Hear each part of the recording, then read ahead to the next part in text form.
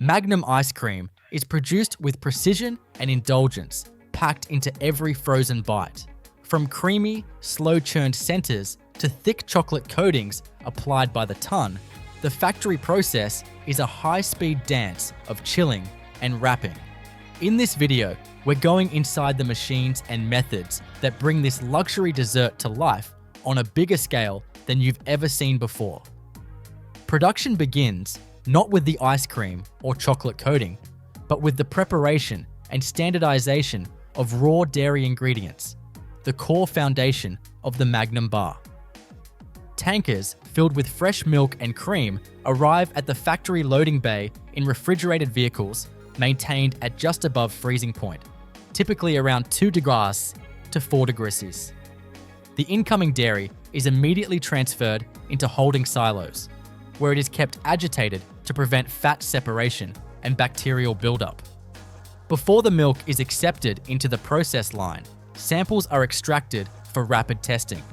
Parameters such as butterfat percentage, total solids, protein content, microbial load, and even somatic cell counts are analyzed using on-site laboratories equipped with infrared spectrometry and bacterial plating systems.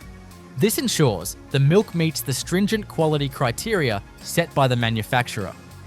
Once approved, the milk and cream are blended in precisely calculated ratios to form the base of the ice cream mix. This balance is critical. Magnum ice cream is known for its smooth, luxurious texture, which relies on the right combination of fat and milk solids, not fat. At this stage, additional ingredients are introduced into the stainless steel batch tanks. These include liquid glucose, sugar, stabilizers like gargum or carrageenan, emulsifiers such as mono, and diglycerides, and often milk powders to enhance texture. Each component is metered in via automated dosing systems controlled by a programmable logic controller network that ensures exact proportions are met with less than 1% variance. The mix is then subjected to the pasteurization phase, one of the most critical steps for both safety and stability. Using a high-temperature, short-time pasteurizer, the mix is heated rapidly to a temperature between 82 degrees C and 85 degrees C, and held for around 15 seconds before being cooled immediately to below 4 degrees C. The heat exchanger used here consists of a series of plates and counterflowing heat exchange fluids, enabling rapid thermal shifts with minimal energy loss. This thermal treatment not only destroys harmful pathogens, but also hydrates the proteins and dissolves the stabilizers, enabling them to function optimally in the frozen matrix. Immediately following pasteurization, the ice cream mix enters the aging tanks, large, jacketed vessels where the blend is cooled to 2 degrees and held for a period ranging from 4 to 24 hours. During this aging phase, fat globules begin to crystallize and stabilizers achieve full hydration, which contributes to the mix's viscosity and improves overrun control during later aeration. Gentle agitation is maintained throughout the aging cycle to prevent fat separation and sedimentation of solids. Temperature, viscosity, and bacterial counts are routinely logged by inline sensors, and samples are drawn periodically for consistency checks by quality control technicians. Once the mix has aged sufficiently, it is pumped into the continuous freezer, where it is simultaneously frozen and aerated.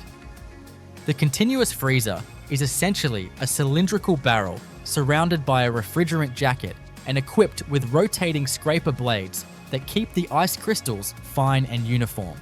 As the mix enters, air is injected under pressure to introduce controlled overrun, the percentage of air relative to the base volume. For Magnum, overrun is kept relatively low to preserve a dense, indulgent texture. The mix exits the freezer at a temperature of around 5 degrees to 6 degrees, partially frozen with fine ice crystal dispersion and a soft serve consistency. It is at this stage that the Magnum bar begins to take shape. The semi-frozen mix is deposited into precision-engineered molds made of Teflon-coated stainless steel. These molds are pre-cooled to below for 30 degrees Cs using glycol-chilled coolant lines that snake underneath the mold platforms. The cold contact causes the outer layer of the ice cream to harden instantly upon deposition, creating a skin that helps maintain structural integrity during demolding. After filling, the molds pass through an inline freezing tunnel maintained at approximately 40 degrees. Powerful blast freezers accelerate the hardening process, ensuring the internal temperature of the bars reaches at least 18 degrees within minutes.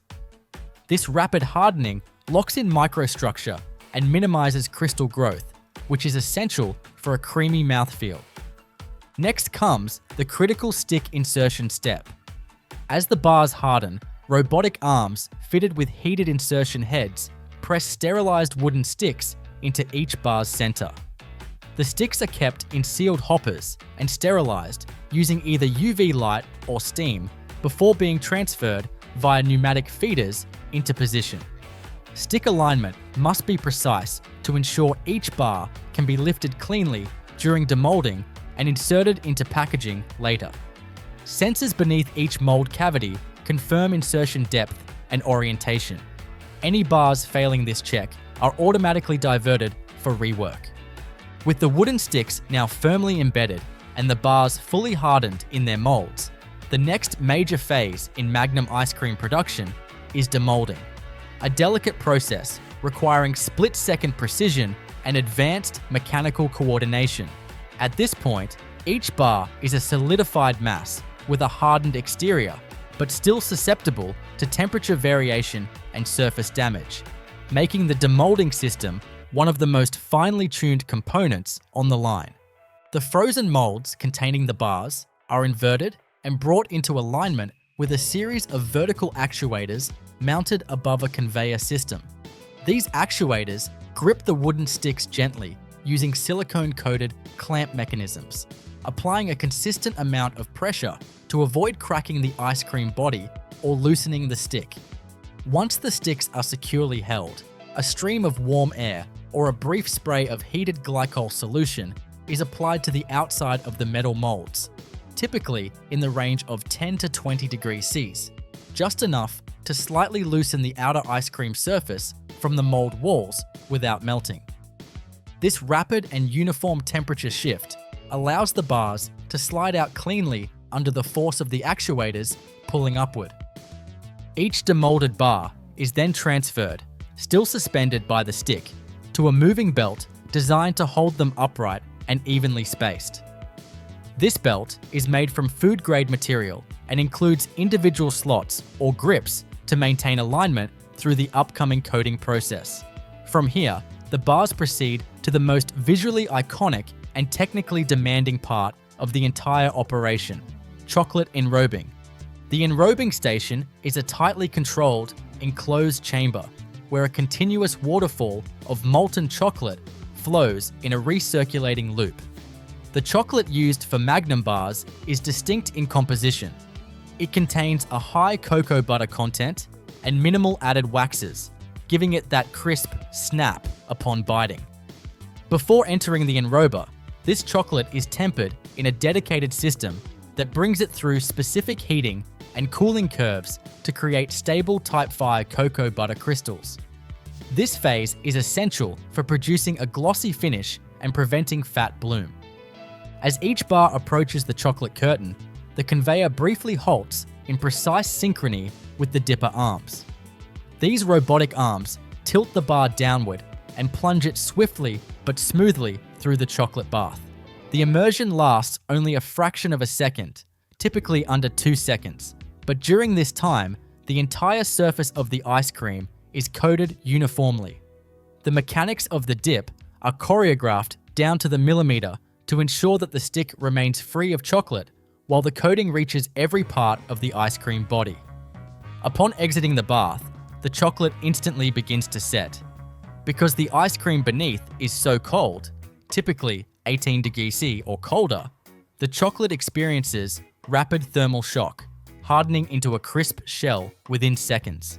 As the bars emerge, air knives blow across their surfaces to remove excess chocolate and shape the outer layer evenly. Some versions of Magnum bars receive additional textures at this point. Chopped almonds, hazelnuts, or cookie bits are showered onto the wet chocolate using vibratory dispensers and light vacuum suction to ensure adhesion. Each of these inclusions has been pre-treated, either toasted, coated, or dusted to resist moisture, so they do not soften or degrade upon freezing. Once coated, the bars advance into a second freezing tunnel.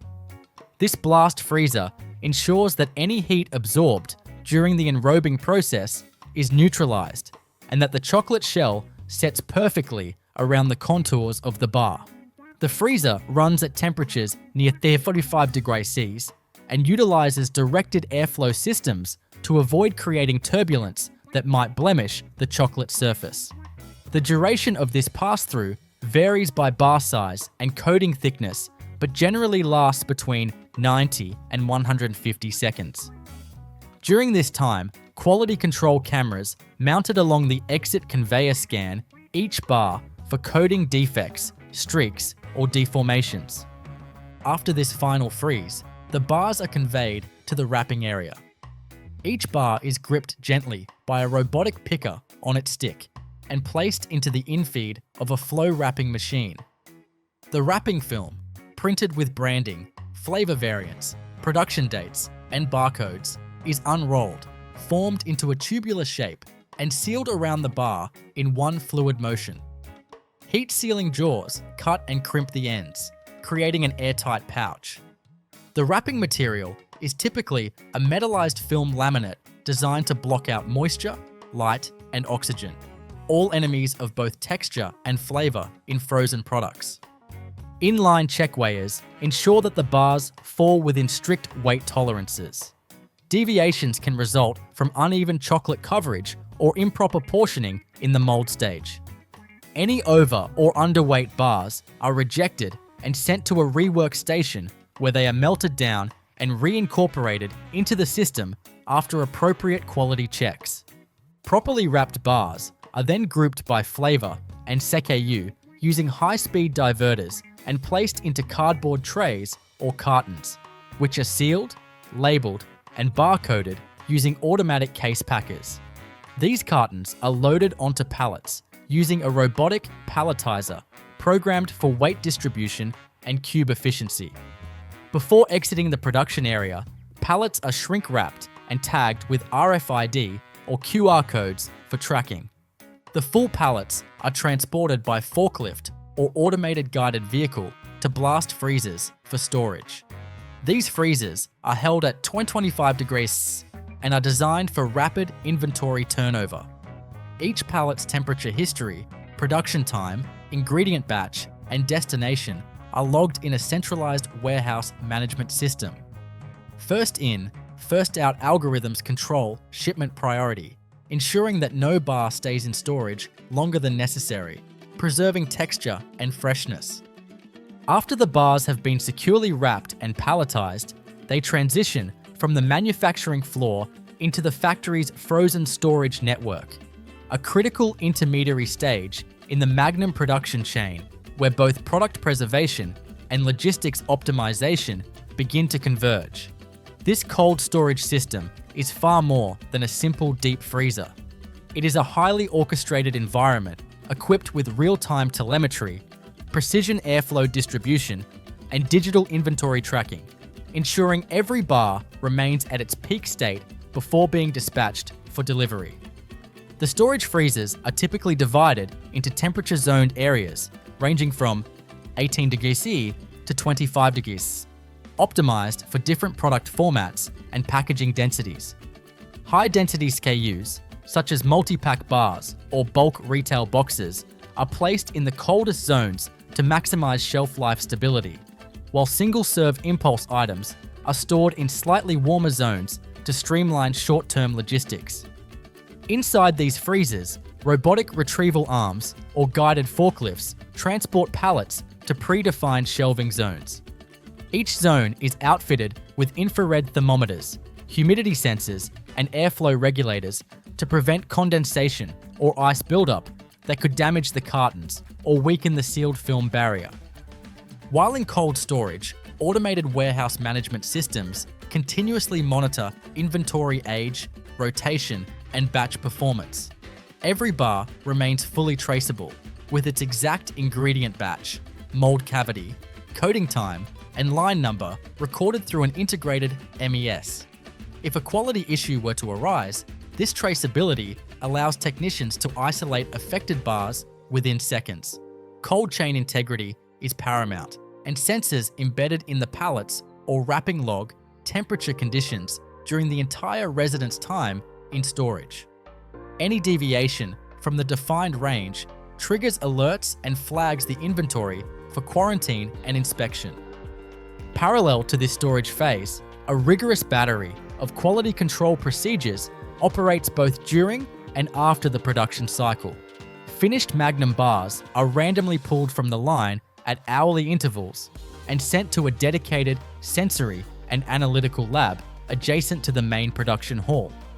Here, the bars undergo visual inspection for coating uniformity, structural integrity, and shape conformity. The thickness of the chocolate coating is measured using ultrasonic or caliper-based micrometers, ensuring consistency within tenths of a millimeter. Next, the bar is cross-sectioned and photographed under high-intensity lighting to assess internal layering. The core ice cream must remain perfectly centered. The chocolate shell must be crack-free, and any inclusions must be uniformly embedded without pooling or dislocation. Textural analysis is conducted using penetrometers and force feedback probes that measure the pressure required to fracture the shell and bite through the ice cream core.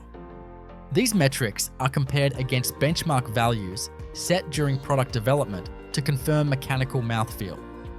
Sensory testing panels evaluate the flavor profile using controlled booths designed to minimize environmental bias.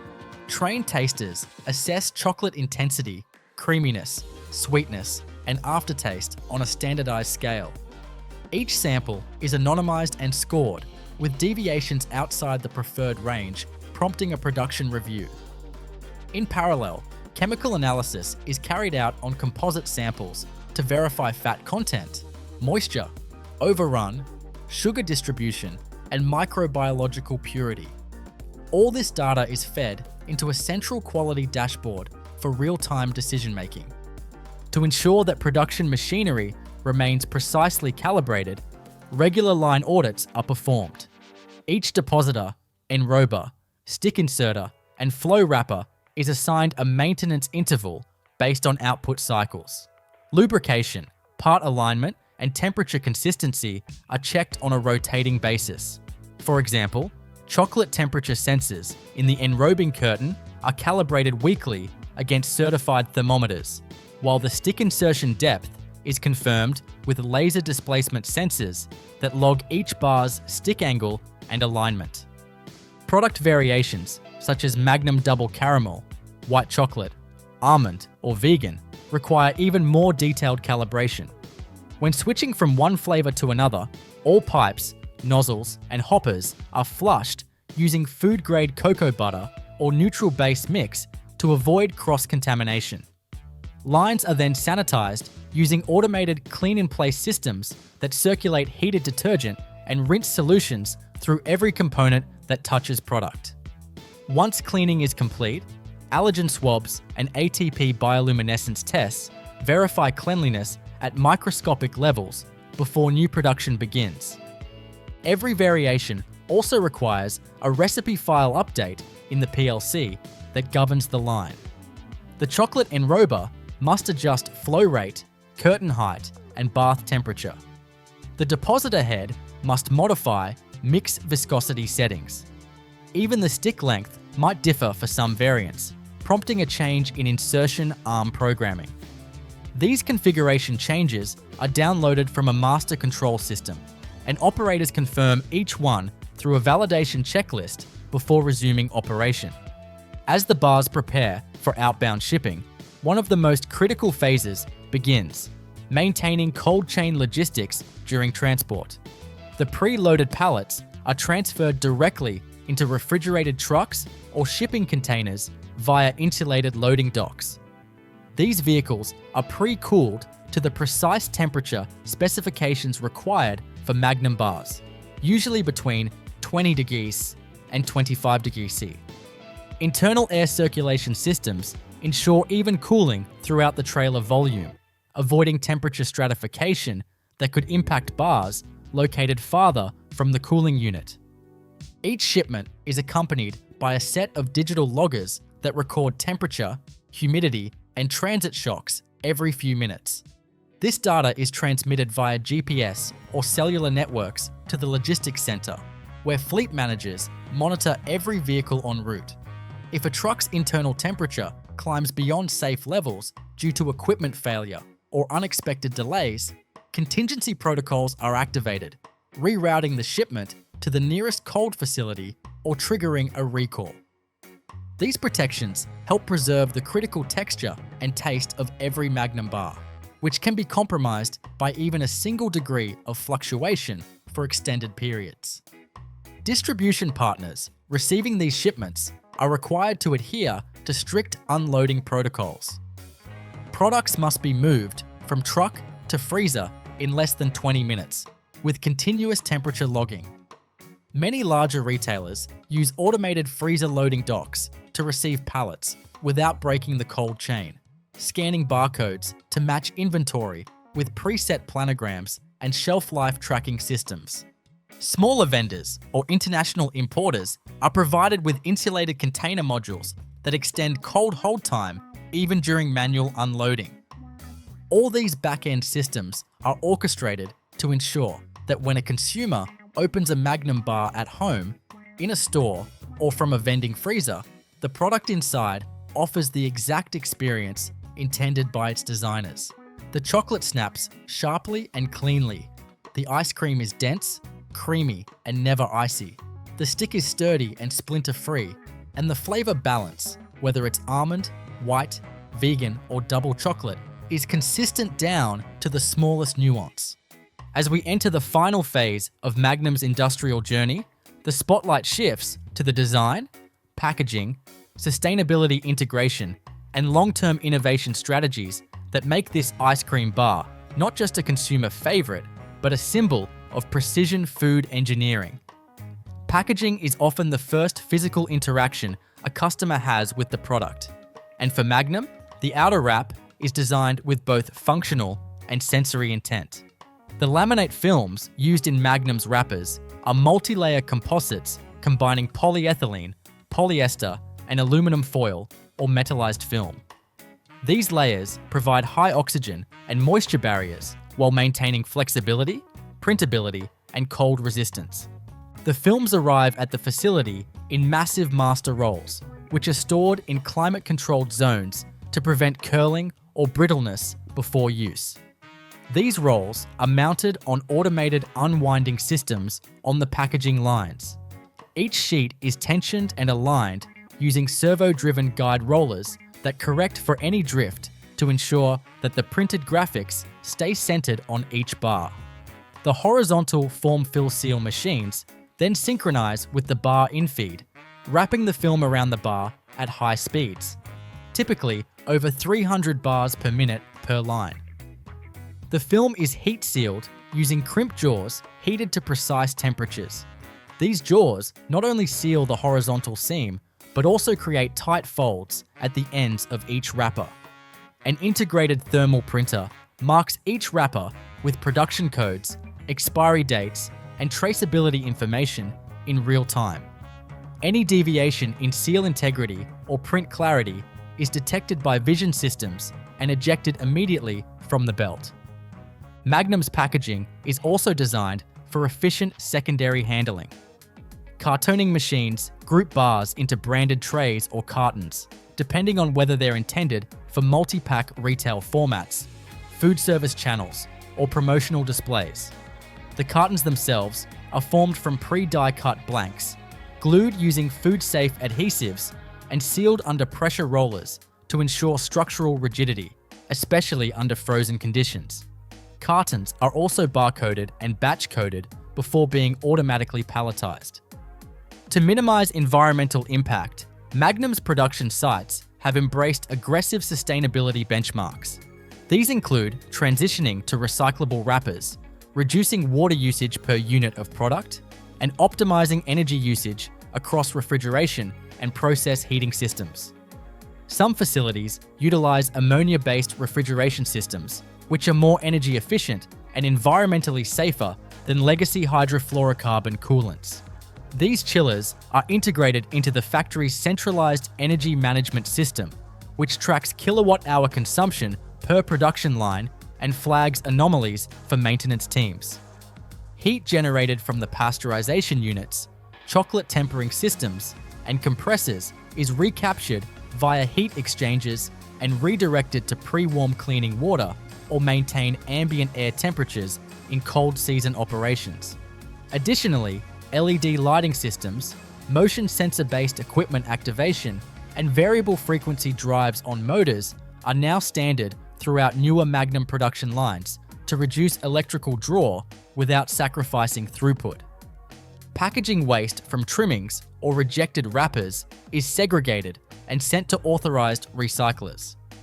Water used in cleaning the production lines is filtered and either treated on-site for reuse in non-contact applications or diverted into municipal treatment systems. All chemical detergents used in the clean-in-place cycles are selected based on both efficacy and biodegradability, and CIP cycles are optimized to minimize volume and time. Compliance officers track and log every cleaning session, ensuring GMP protocols are upheld to the letter. Research and development teams operate parallel to these manufacturing units in dedicated pilot plants, where miniature versions of the full production line exist. Here, small batch runs of experimental flavors, textures, or formats are tested. The pilot lines feature modular enrobing stations, adjustable mold sizes, and programmable depositor heads, allowing developers to explore new bar geometries or formulations without halting mainline production. These facilities are used to prototype new flavors like raspberry swirl cores, coconut infusions, or vegan formulations using pea protein or oat milk bases instead of dairy. Each prototype goes through a consumer panel, sensory profiling, and technical evaluation.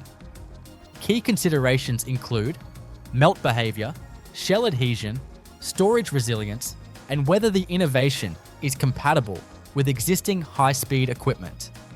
If a prototype passes all technical and consumer thresholds, it is then scaled up through pilot runs, gradually working toward full-line integration. Magnum's manufacturing is also guided by real-time market analytics. Sales data, customer reviews, social media sentiment, and regional purchasing patterns feed into a centralized AI-driven dashboard. If a particular flavor sees a spike in demand or begins trending online, factories can ramp up its production within days. Conversely, if a defect is detected in a particular batch at retail, such as chocolate bloom, stick misalignment, or meltback, data from returned product is fed back into the quality assurance loop, triggering traceability reports and production recalibrations. The relationship between consumer feedback and factory action is immediate and quantifiable. Even packaging redesigns are influenced by heat maps showing where consumers tear wrappers, how easily they peel open a flow wrap seam, and which color schemes attract attention at freezer doors. Augmented reality is even used in some pilot factories to train operators on machine adjustments based on simulated alerts, ensuring they respond faster and more accurately to mechanical or ingredient-related shifts. By the time a Magnum bar reaches the freezer section of a retail store, it has been shaped by hundreds of coordinated systems: robotics, thermal engineering, food chemistry, material science, logistics, and data analytics. It is more than just an indulgent ice cream on a stick.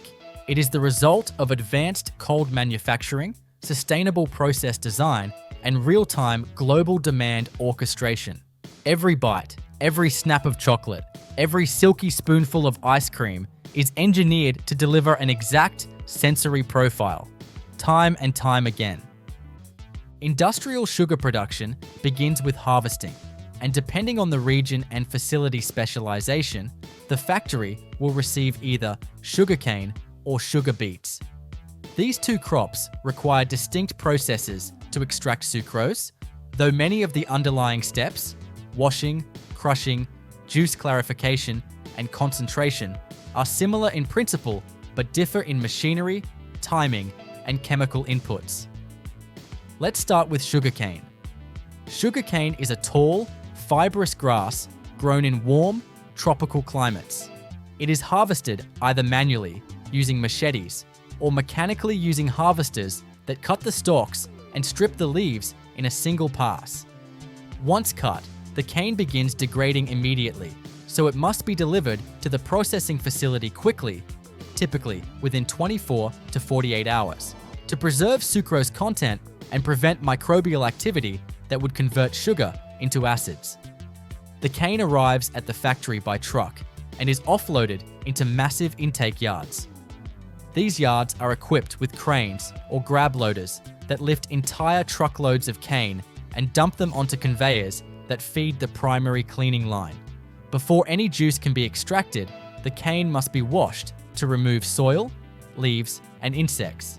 This is accomplished with a combination of rotating drum washers and high-pressure spray systems that bathe the stalks in recycled processed water. The water itself is filtered and reused in a closed-loop system to reduce environmental impact. Once clean, the cane is conveyed to a chopper station. Here, high-speed rotating blades slice the cane into short sections to expose the inner fibrous material. The chopped cane then moves through a shredder, a powerful hammer mill type machine that tears the cane into finer particles. This dramatically increases the surface area of the plant material, making the sugar easier to extract in the next stage, milling. The shredded cane is now ready for juice extraction via mechanical milling. This takes place in a series of large, heavy-duty roller mills, typically arranged in a tandem line of 5 to 7 stations. Each station consists of 3 rollers, 2 lower and 1 upper, that compress the cane with immense pressure. As the cane passes through each station, more juice is squeezed out. Water is sometimes sprayed onto the crushed cane, a process called imbibition, to help wash out more sucrose during the final passes. The resulting juice, known as mixed juice, is a cloudy, pale green liquid that contains not just sucrose, but also fibers, proteins, organic acids, and soil particles. What remains of the cane after this process is a dry, fibrous residue known as bagasse. Rather than being discarded, bagasse is transported to a boiler house where it is burned as fuel to generate steam and electricity for the plant itself, often making the facility energy self-sufficient. Meanwhile, the mixed juice moves to the clarification phase. Before sucrose can be crystallized, impurities need to be removed. The first step is heating. The juice is pumped through a series of shell and tube heat exchangers to bring it up to around 105 degrees Celsius. This temperature helps precipitate some of the colloidal particles and also prepares the juice for chemical treatment. In the next stage, the juice is sent to a reaction tank where lime, typically calcium hydroxide, is added. This raises the pH of the juice and helps neutralize acids, precipitate proteins, and coagulate other impurities. The exact dosage of lime is tightly controlled using inline pH meters and flow-regulated injection systems. Flocculants may also be added at this stage to help bind the fine particles into larger clumps. After chemical treatment, the juice enters a clarifier, a large settling tank where gravity separates the solids from the liquid. The solids, known as mud, settle to the bottom and are periodically removed through rotary scrapers and pumped to a filter press where the water content is removed. The resulting cake is either composted or used as a soil amendment. The clarified juice, now a light amber color and much cleaner, is drawn off from the top of the clarifier and sent to the next phase, evaporation. Let's now consider the sugar beet process, which starts quite differently. Sugar beets are harvested using machines that dig them from the soil and remove most of the leaves and dirt. At the factory, the beets are washed in flumes, long channels of water that carry the beets through a series of mechanical washers and screens. Stones and heavy debris are removed using density separation, while fine silt is filtered out with mesh drums and hydrocyclones. Once clean, the beets are sliced into thin strips called cossettes. These are fed into a diffuser, a long vertical or horizontal tank where hot water is sprayed over the beet slices. The water temperature is controlled to around 70 degrees Celsius and flows countercurrent to the beet material, maximizing sugar extraction. The sugar diffuses from the plant cells into the water, forming raw beet juice. This juice is then pumped to its own clarification stage, where lime and carbon dioxide are used in a process called carbonation. Calcium carbonate forms during the reaction and binds impurities, which are then filtered out, leaving behind a clarified beet juice ready for concentration.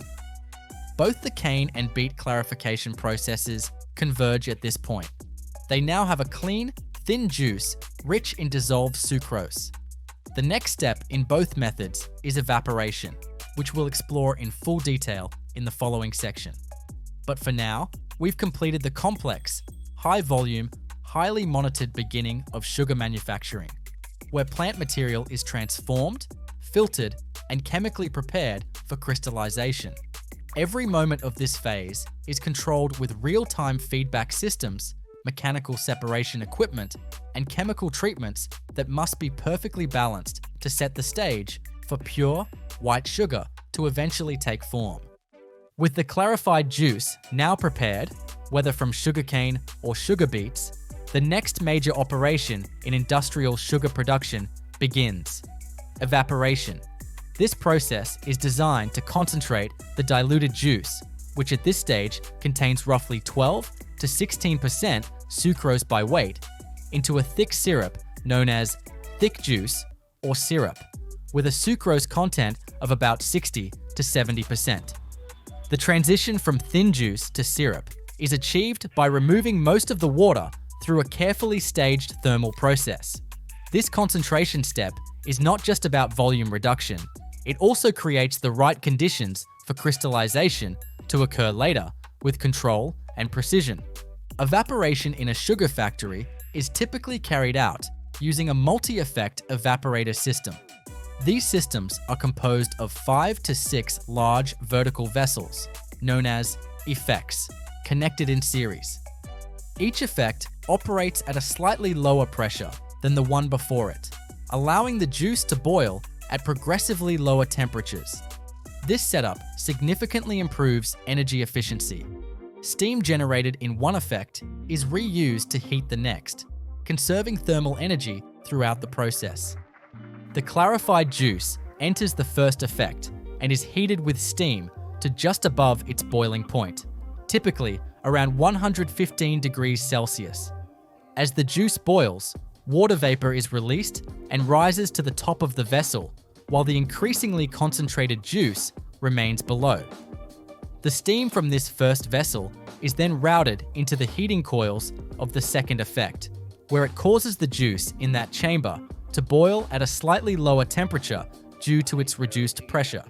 This cascading effect continues through all stages, progressively concentrating the juice without requiring additional high-pressure steam inputs at each stage. Throughout this process, automated sensors track the Brix value, sugar concentration, temperature, and pressure in each vessel.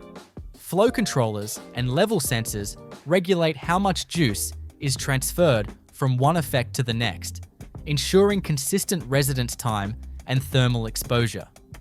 Operators monitor these values from a centralized control panel equipped with real-time displays and alarms. If any chamber's temperature deviates beyond acceptable limits, the system automatically adjusts steam input or juice flow to compensate. By the time the juice exits the final effect, it has thickened into a dense, amber-colored syrup with a viscosity similar to honey. It now contains upwards of 65% sucrose and has a reduced water activity, which helps to stabilize it against microbial spoilage. At this point, it's ready to enter the crystallization phase, a controlled process designed to coax sucrose molecules out of solution and into solid form. Crystallization begins in large, jacketed vacuum pans. These are vertical, cylindrical vessels where the thick syrup is further boiled under vacuum to lower the boiling point and prevent caramelization or degradation of the sugar. Reducing pressure allows boiling at temperatures around 60 to 70 degrees Celsius, preserving product quality. Inside each pan, agitators or stirrers keep the syrup moving, while high surface area heating coils provide uniform thermal input. The process begins with the introduction of a small amount of fine sugar crystals, called seed crystals or slurry. These seeds serve as nucleation sites around which sucrose molecules begin to gather and grow. The timing and uniformity of seeding are crucial. If seeded too early, too many crystals form, resulting in fine-grained sugar. If done too late, oversized or irregular crystals can result, affecting yield and downstream processing. Once seeded, the vacuum pan is held at a steady boil, and the syrup is gradually fed into the vessel in a process known as strike feeding. As more syrup enters, the crystals continue to grow while the water content is simultaneously reduced by evaporation. Operators closely watch the strike through sight glasses or by withdrawing small samples to examine crystal size and consistency under polarized light. When the desired crystal size and saturation level are reached, the strike is dropped, transferred to a large horizontal vessel called a crystallizer. Here, the mass, now called massacute, is gently stirred and cooled over several hours to allow further crystal growth and uniformity. The goal is to achieve maximum recovery of sucrose in solid form, leaving behind a thick mother liquor known as molasses. Once cooled and matured, the massacute is ready for centrifugal separation. Industrial sugar centrifuges are large, high-speed machines with perforated baskets that spin at up to 1,200 revolutions per minute. When the massacute is loaded into the centrifuge, the force of spinning flings the liquid molasses through the perforations, while the denser sugar crystals remain behind. Water or steam is sprayed onto the sugar during spinning to remove any residual molasses and improve crystal brightness. After spinning, the raw sugar is discharged from the centrifuge as damp, tan-colored granules.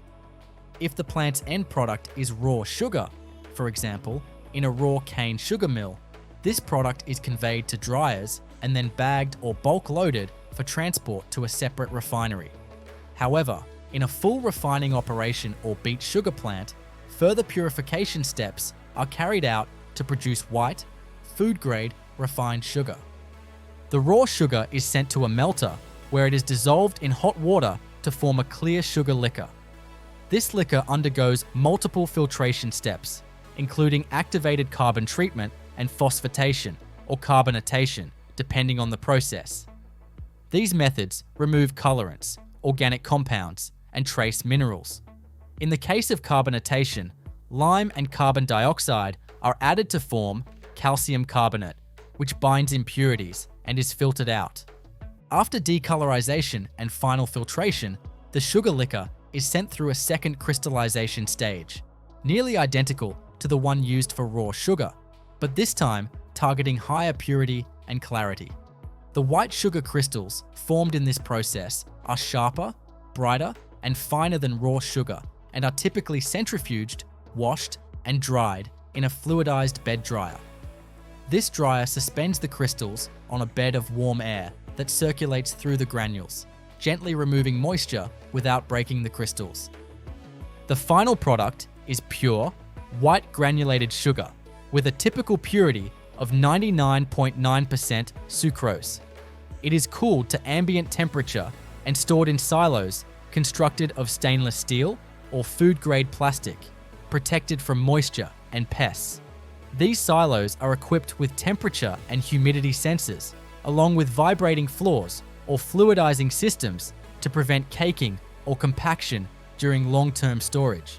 From here, sugar can be packed into a wide variety of formats: retail-sized paper bags, industrial bulk sacks, or even liquid sugar totes, depending on customer requirements. All packaging is done in cleanroom grade conditions, using automated lines that fill, weigh, seal, and label each unit with production codes and batch tracking information. So far, we've followed the process from raw juice to pure sugar, navigating evaporation, crystallization, centrifugation, and drying.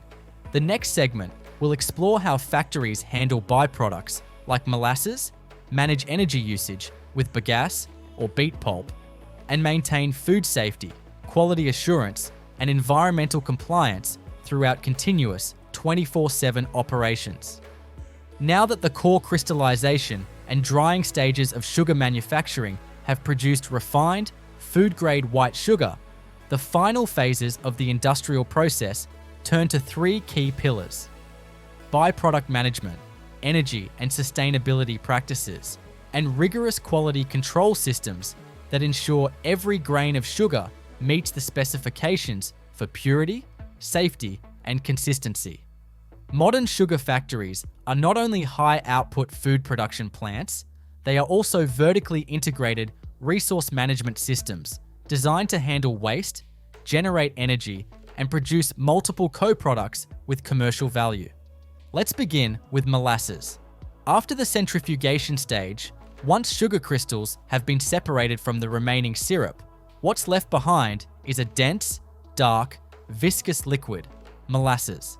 This mother liquor still contains residual sucrose along with glucose, fructose, organic acids, minerals, and other non-crystallizable solids.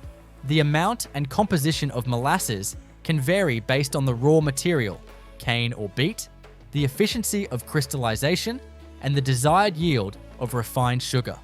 In cane sugar operations, molasses is often drawn off after the second or third crystallization strike. Rather than being discarded, it's routed to molasses storage tanks, where it is either sold as a feedstock for ethanol distilleries or used as livestock feed due to its high energy and nutrient content. In some facilities, molasses is further processed to extract minor quantities of sugar through high-efficiency ion exchange or chromatographic separation. But this is only economically viable at large scale, or where sugar recovery is subsidized. In beet sugar production, molasses has a different profile, slightly lower in fermentable sugars, but rich in betaine and other organic compounds. It is also collected in holding tanks and transported in heated tanker trucks to fermentation plants, where it can be used in the production of yeast, citric acid, or industrial ethanol. In all cases, the molasses is handled under strict hygienic conditions to prevent spoilage or microbial contamination. Another major byproduct of sugar processing is bagasse, the fibrous, woody material left over from crushing sugarcane stalks. Rather than treating it as waste, factories utilize bagasse as a biofuel. It is burned in high-pressure boilers to generate steam, which is then used to power turbines that produce electricity for the entire sugar mill. Many sugar plants operate as self-sufficient cogeneration facilities, producing not only enough power for internal use, but also exporting surplus energy to nearby grids. Bagasse combustion systems are outfitted with flue gas scrubbers, electrostatic precipitators, and ash management systems to minimize air emissions and collect residual ash. This ash, in turn, may be used in agriculture as a soil amendment due to its mineral content, or it may be mixed with other waste materials to create compressed fuel briquettes. Some advanced mills pelletize dried bagasse for sale to industrial burners or biomass energy producers. Beet processing also generates fibrous residues, known as pulp. After the sugar has been extracted in diffusers, the beet pulp is pressed to remove excess moisture and then sent to drying systems, usually rotary drum dryers or flash dryers. The resulting dried beet pulp is then either pelleted or ground into flakes and sold as animal feed, particularly for cattle. High in fiber and moderately sweet, beet pulp is valued in the livestock industry for both energy and palatability. In both beet and cane facilities, the wastewater generated during washing, evaporation, and cleaning operations must be treated before discharge. Factories operate full-scale wastewater treatment plants that include sedimentation tanks, anaerobic and aerobic digesters, pH correction units, and sometimes membrane filtration. These systems are monitored continuously using turbidity sensors, chemical oxygen demand (COD) analyzers, and automated flow controllers. In some operations, treated effluent is reused internally for irrigation, ash quenching, or process water, further reducing the factory's environmental footprint. Solid waste is minimized through integrated process design. Soil and rocks from beet or cane washing are separated and sent to land reclamation or construction material applications. Boiler ash, as mentioned earlier, is either reused or compacted and safely landfilled. Filter cake from juice clarification, rich in organic matter and lime, is collected and sold as fertilizer, particularly in regions where soil pH management is important for crop health. Alongside waste handling and energy management, quality control is one of the most sophisticated systems operating inside a sugar plant. From raw material to final product, multiple checkpoints are established to measure, record, and verify key parameters. Quality assurance starts with raw material sampling. Upon arrival, cane or beets are tested for sucrose content, fiber, moisture, and purity. These values inform process adjustments and predict yield per ton of raw input. In the evaporation stage, bricks, soluble solids content, is measured at every effect using inline refractometers. These instruments use light refraction to instantly calculate sugar concentration in real time.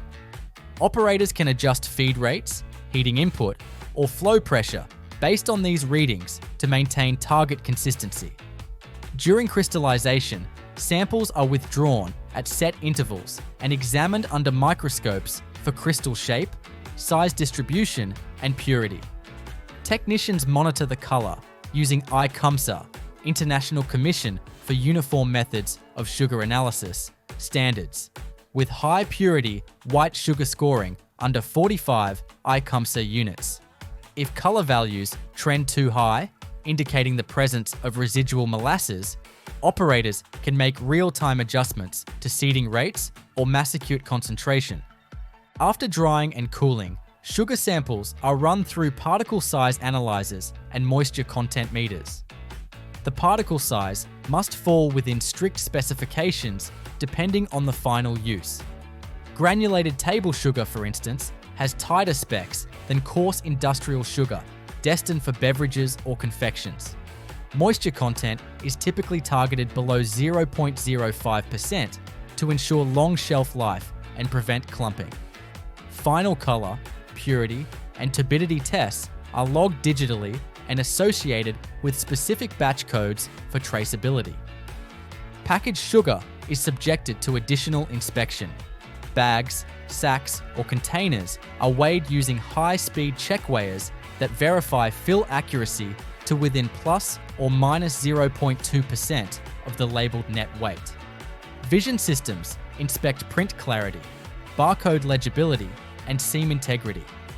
Packages that fail any of these checks are diverted and manually reviewed. Silos storing finished sugar are equipped with real-time inventory monitoring systems using load cells and level sensors. Temperature and humidity are also monitored to prevent caking or condensation. In some regions, silos are also flushed with dry, filtered air to reduce microbial risk in high humidity climates. Across the plant, digital SCADA systems pull data from all production stages. Operators view real-time dashboards showing flow rates, temperature curves, impurity removal efficiency, and steam usage.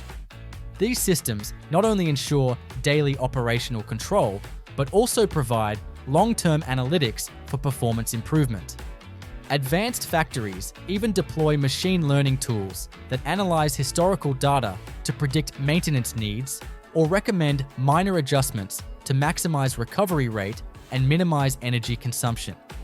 To comply with food safety and export standards, many sugar factories operate under ISO 22000, FSSC 2000, or BRCGS certifications.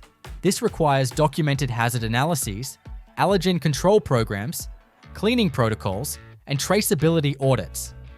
Every production lot is labeled with a batch ID that connects back to a full production record, raw input, processing conditions, lab results, and packaging date. Customer-specific requirements are also programmed into the system. For example, pharmaceutical-grade sugar used in oral medications must meet even higher purity and microbial specifications and may be filtered again through fine mesh screens and sterilized using UV or ozone treatments before final packaging.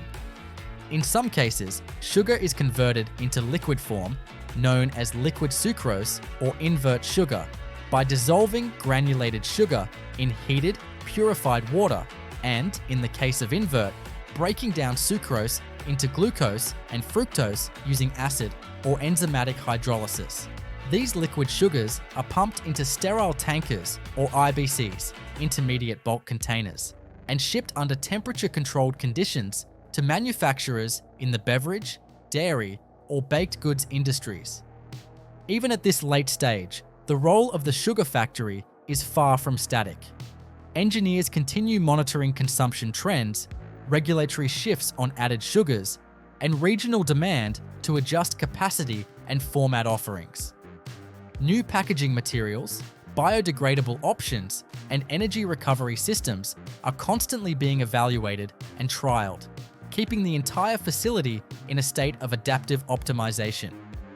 With refined sugar now stored in silos, bulk bins, or sterile containers, depending on its intended form, the focus turns to distribution, packaging, and how this versatile ingredient is tailored to the requirements of a wide array of customers, from retail consumers to massive industrial clients. This final stage is no less complex than the upstream processing phases. In fact, it involves its own dedicated systems for handling, labeling, traceability, and product customization. At this point in the factory, packaging lines diverge into three main pathways: consumer packaging, industrial bulk packaging, and liquid sugar dispatch. Each line is specifically engineered for its product format, and all are equipped with high-speed automation and real-time quality assurance systems.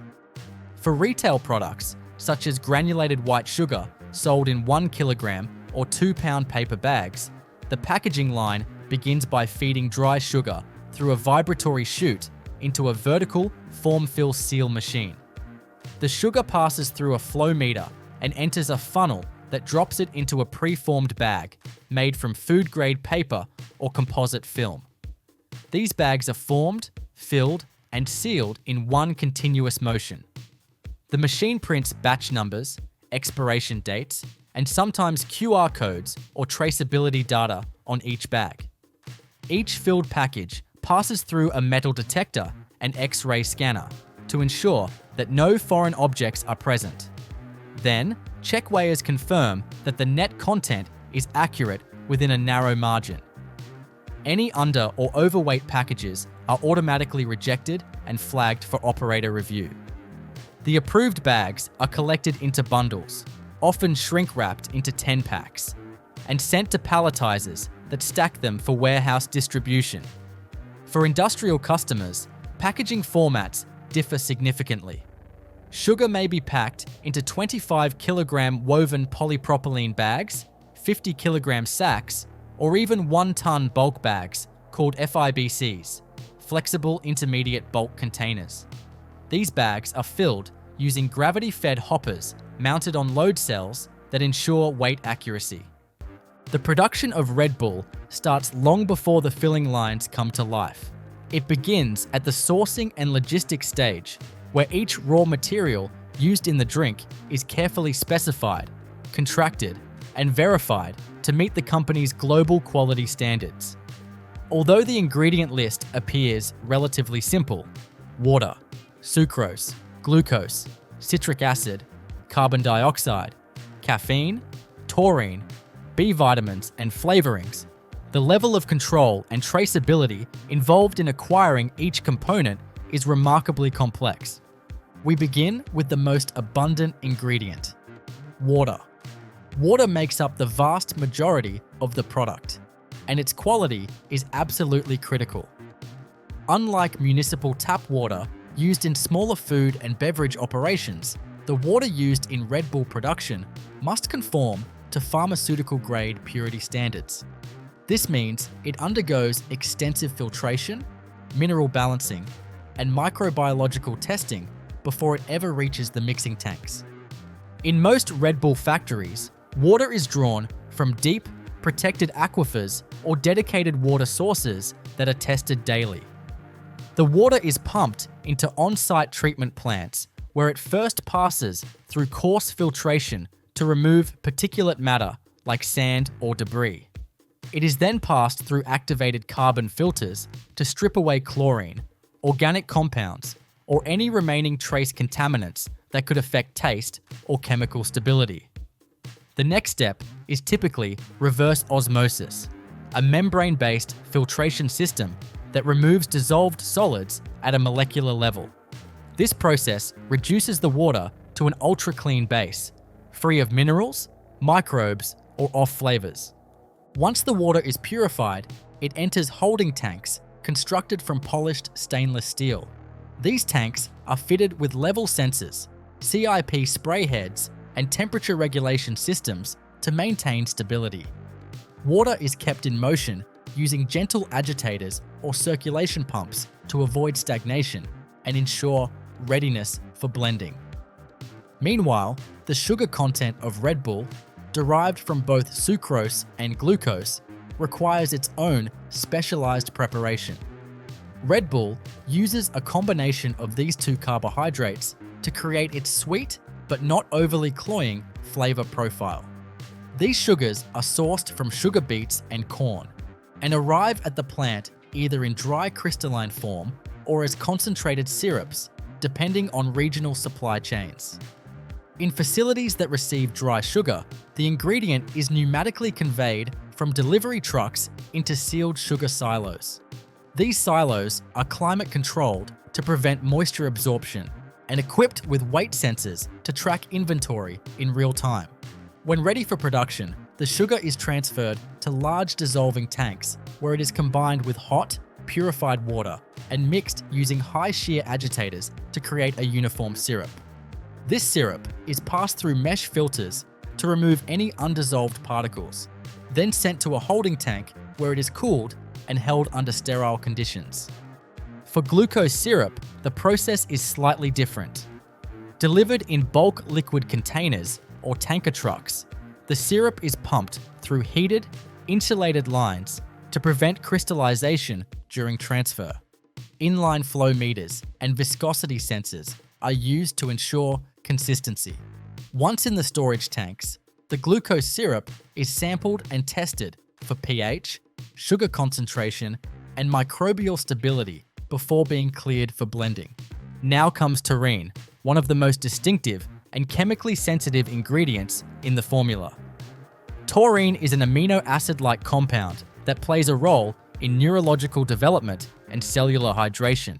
It is synthesized in pharmaceutical-grade chemical plants through a controlled reaction involving ethylene oxide and sodium bisulfite, resulting in a high-purity crystalline powder.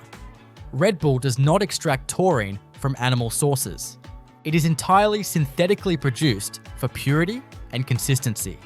Taurine is delivered to the beverage plant in sealed drums or lined bags inside rigid totes. Upon arrival, each container is inspected and sampled. The contents are tested for purity using high-performance liquid chromatography and screened for heavy metals and microbial contamination. Once cleared, the powder is either stored in a dry room or moved directly to the batching area, where it is weighed with precision down to the gram using automated ingredient scales. Caffeine, another central functional ingredient, is handled with similar precision. Synthetic caffeine, which is chemically identical to naturally occurring caffeine, is the preferred form in most facilities due to its purity and consistency. It arrives in fine white powder form, packaged in airtight containers to prevent oxidation and contamination. Like taurine, caffeine is dosed in tightly controlled quantities, too much, and the drink becomes bitter or risks regulatory violation. Too little, and the expected stimulant effect may be lost. B-group vitamins, specifically niacin, pantothenic acid, vitamin B6, and vitamin B12, are delivered in stabilized powder form. These micronutrients are highly sensitive to heat, light, and oxygen, so they are packaged in light-blocking, nitrogen-flushed containers. They are stored in temperature-controlled rooms and only opened at the time of production. Dosing is managed using micro-feeding systems, capable of adding quantities in the milligram range with high accuracy. Citric acid, used to balance sweetness and enhance shelf life, is one of the more straightforward ingredients. It arrives in either crystalline or liquid form, depending on plant setup. Like the sugars, citric acid is dissolved or diluted in purified water, filtered, and then pumped into blending tanks using stainless steel sanitary piping. It is included not only for flavor, but also to regulate the final pH of the drink, which has an impact on microbial resistance and carbonation behavior. The final core ingredient, prepared before blending, is carbon dioxide. Although it's added at the end of the line during filling, CO2 must be stored on-site in large insulated tanks under high pressure. This gas is certified food grade and must meet stringent standards for purity and dryness. Impurities in the gas, such as hydrocarbons or sulfur compounds, can result in off flavors or affect carbonation stability. Inline purifiers and moisture traps ensure that the gas remains within specification as it travels to the carbonation units. At this stage, all the major ingredients have been separately received, prepared, filtered, and stored in secure holding tanks, each one monitored by a network of sensors and controlled through a centralized process control system. The factory is now ready to enter the next phase, the blending and batch formulation process, where the base liquid is built step by step from these prepared components under tightly monitored conditions.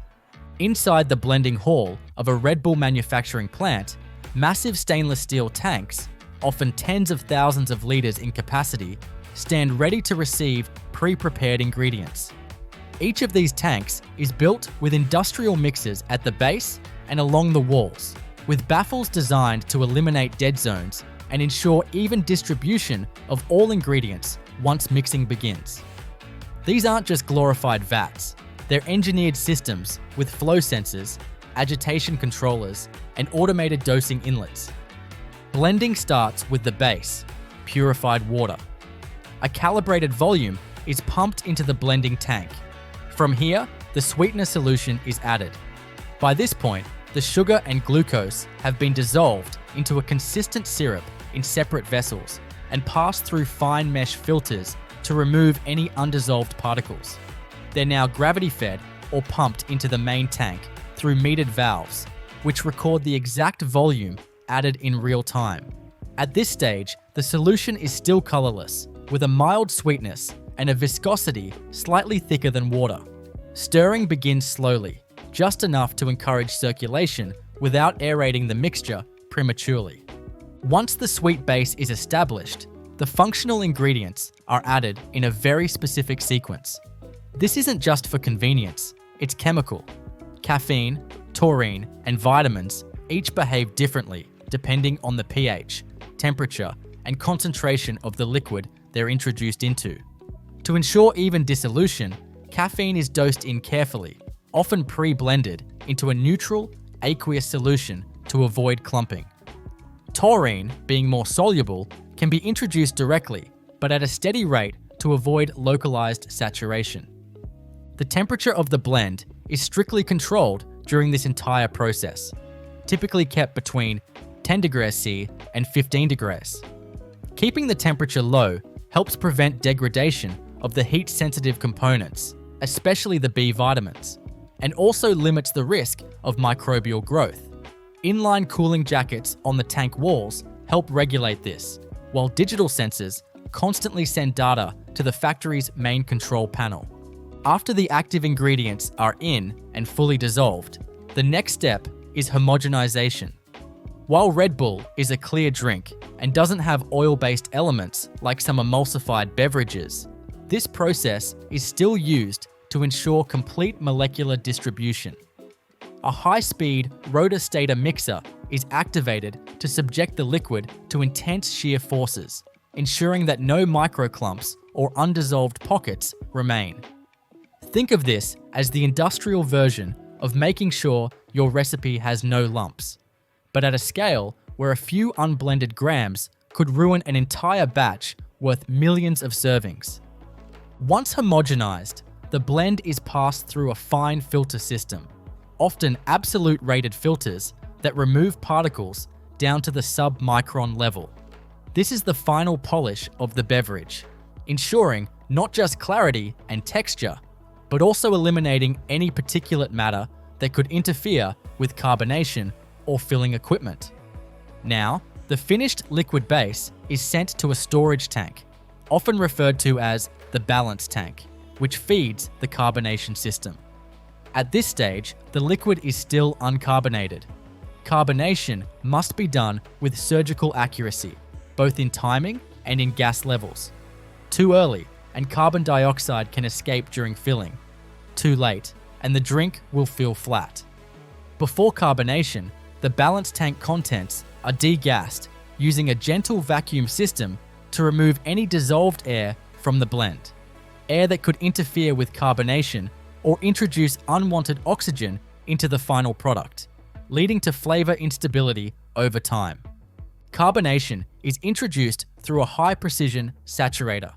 This device uses temperature, pressure, and turbulence to force carbon dioxide into the liquid. The lower the temperature, the more CO2 the liquid can absorb, so the beverage is chilled further just before entering the saturator. Inside the unit, the liquid flows in a turbulent spiral while pressurized CO2 is injected. Sensors monitor saturation levels down to fractions of a gram per liter, and the flow is fine-tuned via automated valves. Once carbonated, the beverage is immediately transferred to the filler line. No storage, no delay. At this point, any agitation or exposure to heat could cause gas to escape, so the tubing, valves, and tanks are all designed to reduce turbulence. The product is now ready to be introduced into cans. Filling lines in a Red Bull factory are among the fastest and most technologically advanced in the beverage industry. The cans themselves arrive at the plant in stacks of blank aluminum cylinders, unprinted or pre-printed depending on the factory setup. These cans are depalletized automatically and conveyed upright to the rinser station. Here, they're inverted and sprayed internally with deionized water or sterile air to remove dust or particulates. From the rinser, the cans travel on a conveyor to the filler. This machine uses a gravity or counter-pressure system to fill each can precisely while preserving carbonation. The can enters the fill station, is sealed around the top rim with a flexible gasket, and then filled from the bottom up with cold, pressurized beverage. Fill levels are controlled within a margin of plus 0.5 grams to ensure legal compliance with net content regulations and consistent customer experience. Immediately after filling, the can passes to the seamer, where a pre-formed aluminum lid, known as the end, is dropped onto the top and crimped into place. This creates an airtight seal. Seamers are some of the most mechanically intricate machines in the entire facility, operating at speeds of over 1,000 cans per minute while performing multiple precision operations in less than a second per unit. After sealing, the cans are rinsed externally to remove any spillage and pass through a drying tunnel. They then enter the inspection phase. Here, cameras and sensors verify the seal integrity, check fill levels using X-ray or gamma ray detection, and inspect for dents, deformations, or labeling defects. Any can that fails inspection is automatically ejected from the line. Cans that pass all tests are conveyed to the packaging station. Depending on the market, cans are grouped in 4-packs, 6-packs, or full case trays. Robotic arms or mechanical pushers group the cans and slide them into shrink-wrap tunnels or cardboard sleeves. Once bundled, packs are palletized, either by layer robots or high-speed stackers, wrapped with stretch film and labeled with product codes, production date, and batch information. These pallets are now staged in a temperature-controlled warehouse, ready for distribution. The real-time tracking of every single ingredient, batch, fill date, and can code allows for full traceability from ingredient origin to final shipment. In the next section, we'll follow how those pallets move through the global distribution network and how Red Bull's quality assurance, shelf stability testing, and cold chain monitoring ensure that each can performs exactly as intended from Austria to Australia. With the Red Bull cans now filled, sealed, and packed onto pallets, the production process transitions into the next highly critical phase: post-production handling, distribution management, and long-term quality assurance. Although the drink is technically finished, the factory still bears significant responsibility for maintaining its integrity through storage, shipping, and shelf life. This phase involves coordinated warehouse systems, climate control, global logistics networks, and extensive quality monitoring procedures that extend well beyond the factory floor. All of it is designed to ensure that every can of Red Bull tastes and performs identically, whether it's consumed in Bangkok, Berlin, or Boston. Once the pallets are complete, they are conveyed from the packaging area into the outbound staging zone, a dedicated part of the facility built to manage finished goods. This area is laid out with barcode scanners, RFID readers, and automated warehouse software. Each pallet is scanned as it enters, recording not only the product type and production date, but also its batch code, can format, and destination market. This digital tracking ensures complete traceability of every pack produced. The system also flags any inventory that is out of rotation or that has not been cleared by the final quality audit. Pallets are stored in high bay racking systems that can reach 5 or 6 levels high. These racks are arranged to maximize airflow and minimize temperature variation, as environmental stability is critical for energy drinks. The warehouse is kept within a strict range of temperature, typically between 18 degrees C and 22 degrees C, and humidity under 60% to preserve carbonation, prevent packaging degradation, and protect flavor stability.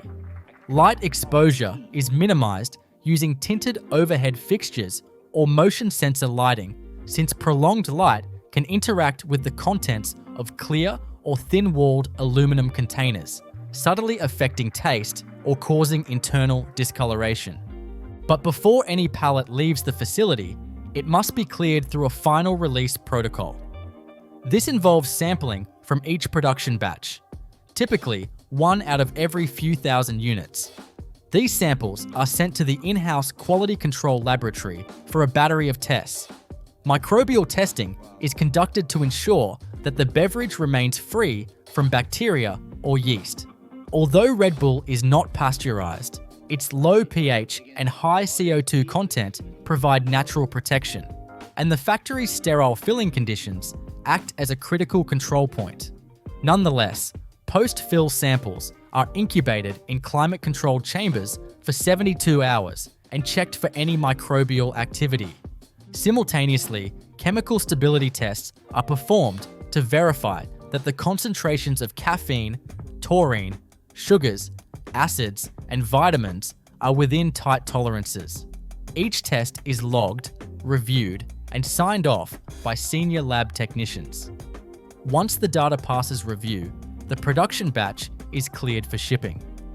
At this point, the factory releases the inventory into the hands of the logistics team, which organizes regional and international transportation. The Red Bull supply chain is designed around speed, efficiency, and protection.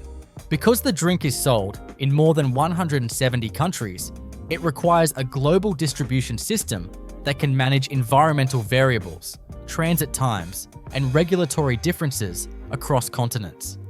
Each factory or co-packing facility is paired with multiple logistics hubs, either operated directly or through third-party logistics providers, each specializing in cold chain monitoring, customs clearance, or last-mile delivery.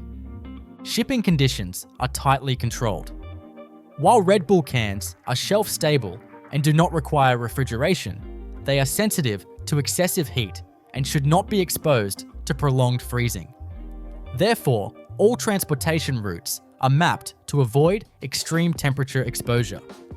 Trucks are preconditioned before loading, ensuring that their interior holds the correct temperature before the first pallet is moved in. During loading, factory staff monitor not just product count and pallet orientation, but also airflow paths and stacking height to ensure that cans are not crushed or deformed during transit. Each truck or container is equipped with temperature loggers and shock sensors. These devices record environmental data every few minutes and store it until offload. If a truck breaks down, or if the cargo passes through an area of extreme temperature fluctuation, the logs will show it. When the shipment arrives at its distribution center or regional warehouse, receiving teams will review the data. If it falls outside the acceptable range, the load may be held, inspected, or even rejected. This provides a full audit trail from the moment the product left the factory to its arrival at the next checkpoint. For international shipments, the process becomes even more complex. Export shipments must comply with country-specific food regulations. In some cases, ingredients must be declared differently. In others, labeling requirements vary. The factory works with regulatory teams to produce market-specific versions of the product, sometimes varying the language, caffeine content, or vitamin mix to meet local laws. Each international pallet is assigned a customs manifest, a certificate of analysis from the lab, and a temperature log that confirms it stayed within the specified range throughout the journey. Once Red Bull arrives at its destination warehouse, whether it's in Tokyo, Johannesburg, or Chicago, it enters a new round of inventory rotation and quality checks. Local distribution centers store the product under similar environmental controls, and the product is rotated using FIFO systems to minimize aging. While the drink has a long shelf life, usually around 18 months, Red Bull's internal standards aim to deliver most of its inventory to retailers within just a few weeks of production to ensure maximum freshness. Some pallets will be broken down into smaller loads and sent to large supermarket chains. Others are routed to gas stations, bars, vending machine operators, or e-commerce fulfillment centers. In each case, local merchandisers and sales teams monitor product placement, stocking practices, and display temperatures. Although Red Bull does not require refrigeration, many retailers choose to chill it for immediate consumption, and Red Bull provides branded refrigeration units to support this. At the store level, Red Bull continues to run random quality checks, known as in-market assessments. These include taste tests, packaging inspections, and code date verifications. Data from these assessments is sent back to the factory quality system and reviewed quarterly.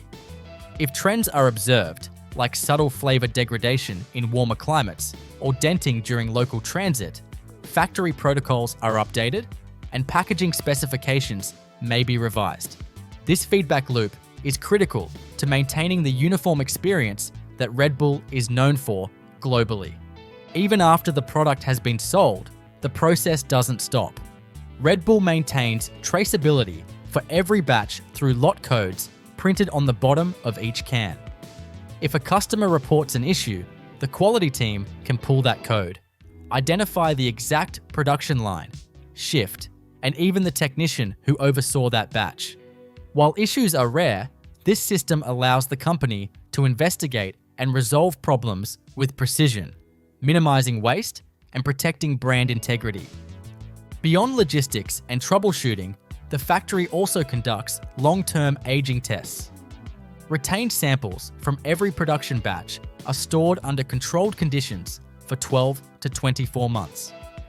These samples are periodically tested for flavor consistency, vitamin retention, carbonation, and packaging durability. This helps inform decisions about shelf life labeling, new packaging materials, and product reformulation. Back at the plant, everything learned during distribution feeds into continuous improvement efforts. Engineers analyze transit shock data to refine pallet structures. Chemists review long-term flavor curves to tweak the balance of acids and preservatives. Operators attend refresher training sessions on fill line calibration, cap torque standards, and seaming pressure. The plant becomes not just a factory, but an evolving ecosystem of precision, designed to produce millions of cans with microscopic tolerance and global dependability. Inside Red Bull's production and R&D infrastructure, innovation continues quietly and continuously alongside the high-speed filling lines.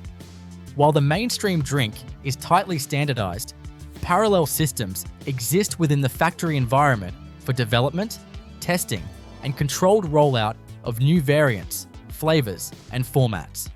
These operations are often confined to specialized pilot plants, small-scale, highly modular manufacturing lines where experimental recipes and new packaging concepts are trialed without disrupting the core production flow.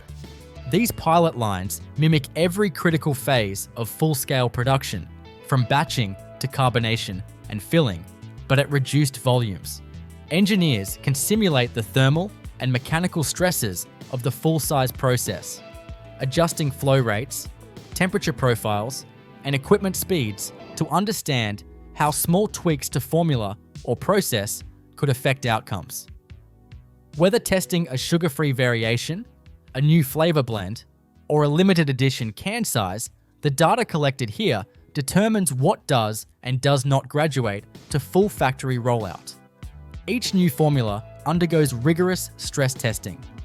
Finished samples are subjected to cycles of heat, cold, vibration, and light exposure to simulate real-world transport and storage conditions. Flavor retention is tracked over time through sensory analysis and gas chromatography. Carbonation levels are monitored for stability across packaging types and temperatures. Packaging engineers assess how different aluminum can wall thicknesses or end configurations perform under pressure, especially when new recipes require modified CO2 saturation. If a variant clears all physical and chemical tests, the next step is consumer trials.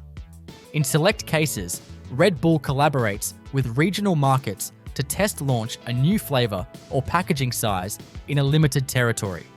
These micro launches help measure demand, gather feedback, and identify operational issues before scaling up. Even then, these limited variants are often produced on flexible equipment lines reserved specifically for such runs, using interchangeable molds, modular filler heads, and smaller tank systems. Even small changes, like switching from a matte to a gloss label finish, require recalibration of the vision systems on the inspection line. Barcode scanners must be trained to detect label variations, and automated reject mechanisms must be tested to avoid false positives. This ensures no disruption in quality control, even when the product range temporarily expands. Back in the lab, teams also study ingredient interactions under extreme use scenarios. The production of Cheetos begins not with cheese or seasoning, but with one humble ingredient: corn. In fact, the specific type of corn used in Cheetos manufacturing is carefully selected and processed to meet exacting technical standards before it even enters the plant. The base product of every Cheeto is degermed cornmeal, derived from a variety of field corn that is specially cultivated for its high starch content and low fat levels. This corn must produce a uniform, predictable puff when subjected to extreme heat and pressure, so its density, moisture content, and kernel hardness are closely monitored even at the agricultural stage. Farmers contracted by the manufacturer are required to meet tight tolerances in grain quality, harvesting methods, and post-harvest drying to ensure the raw corn will meet the standards for industrial puffed snack production.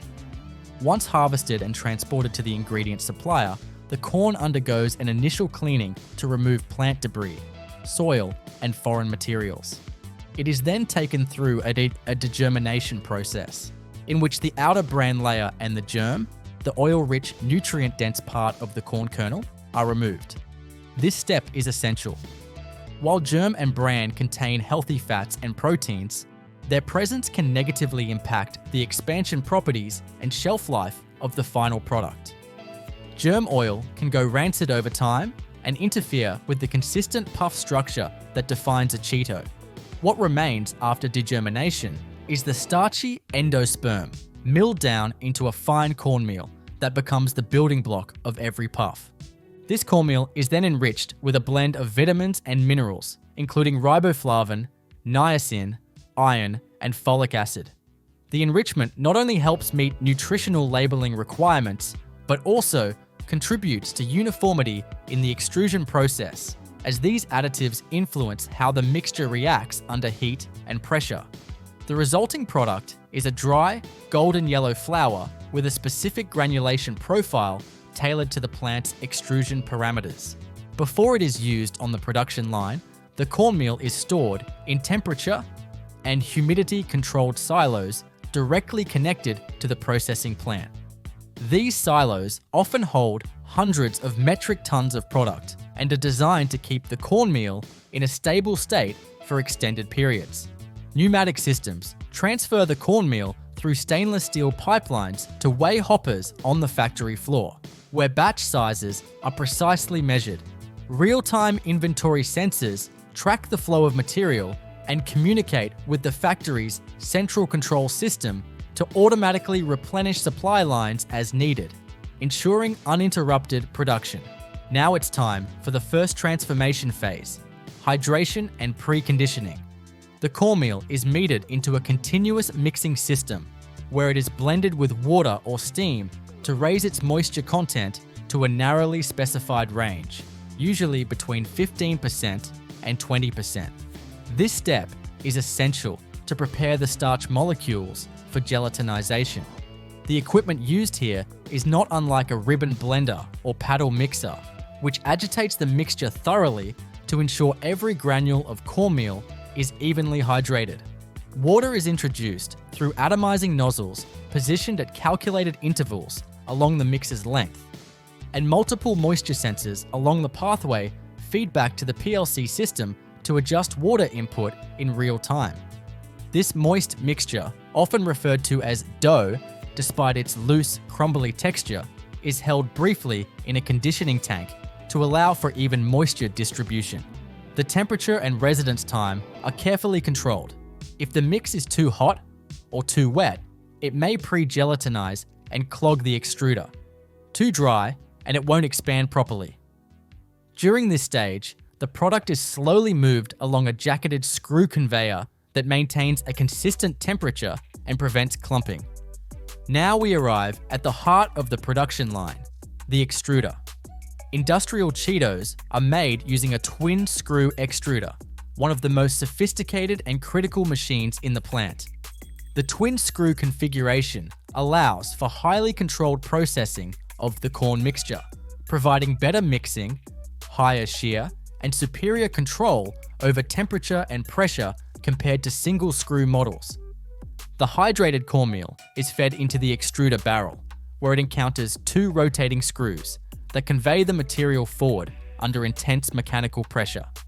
External heaters line the barrel and raise the temperature incrementally as the product moves through each zone.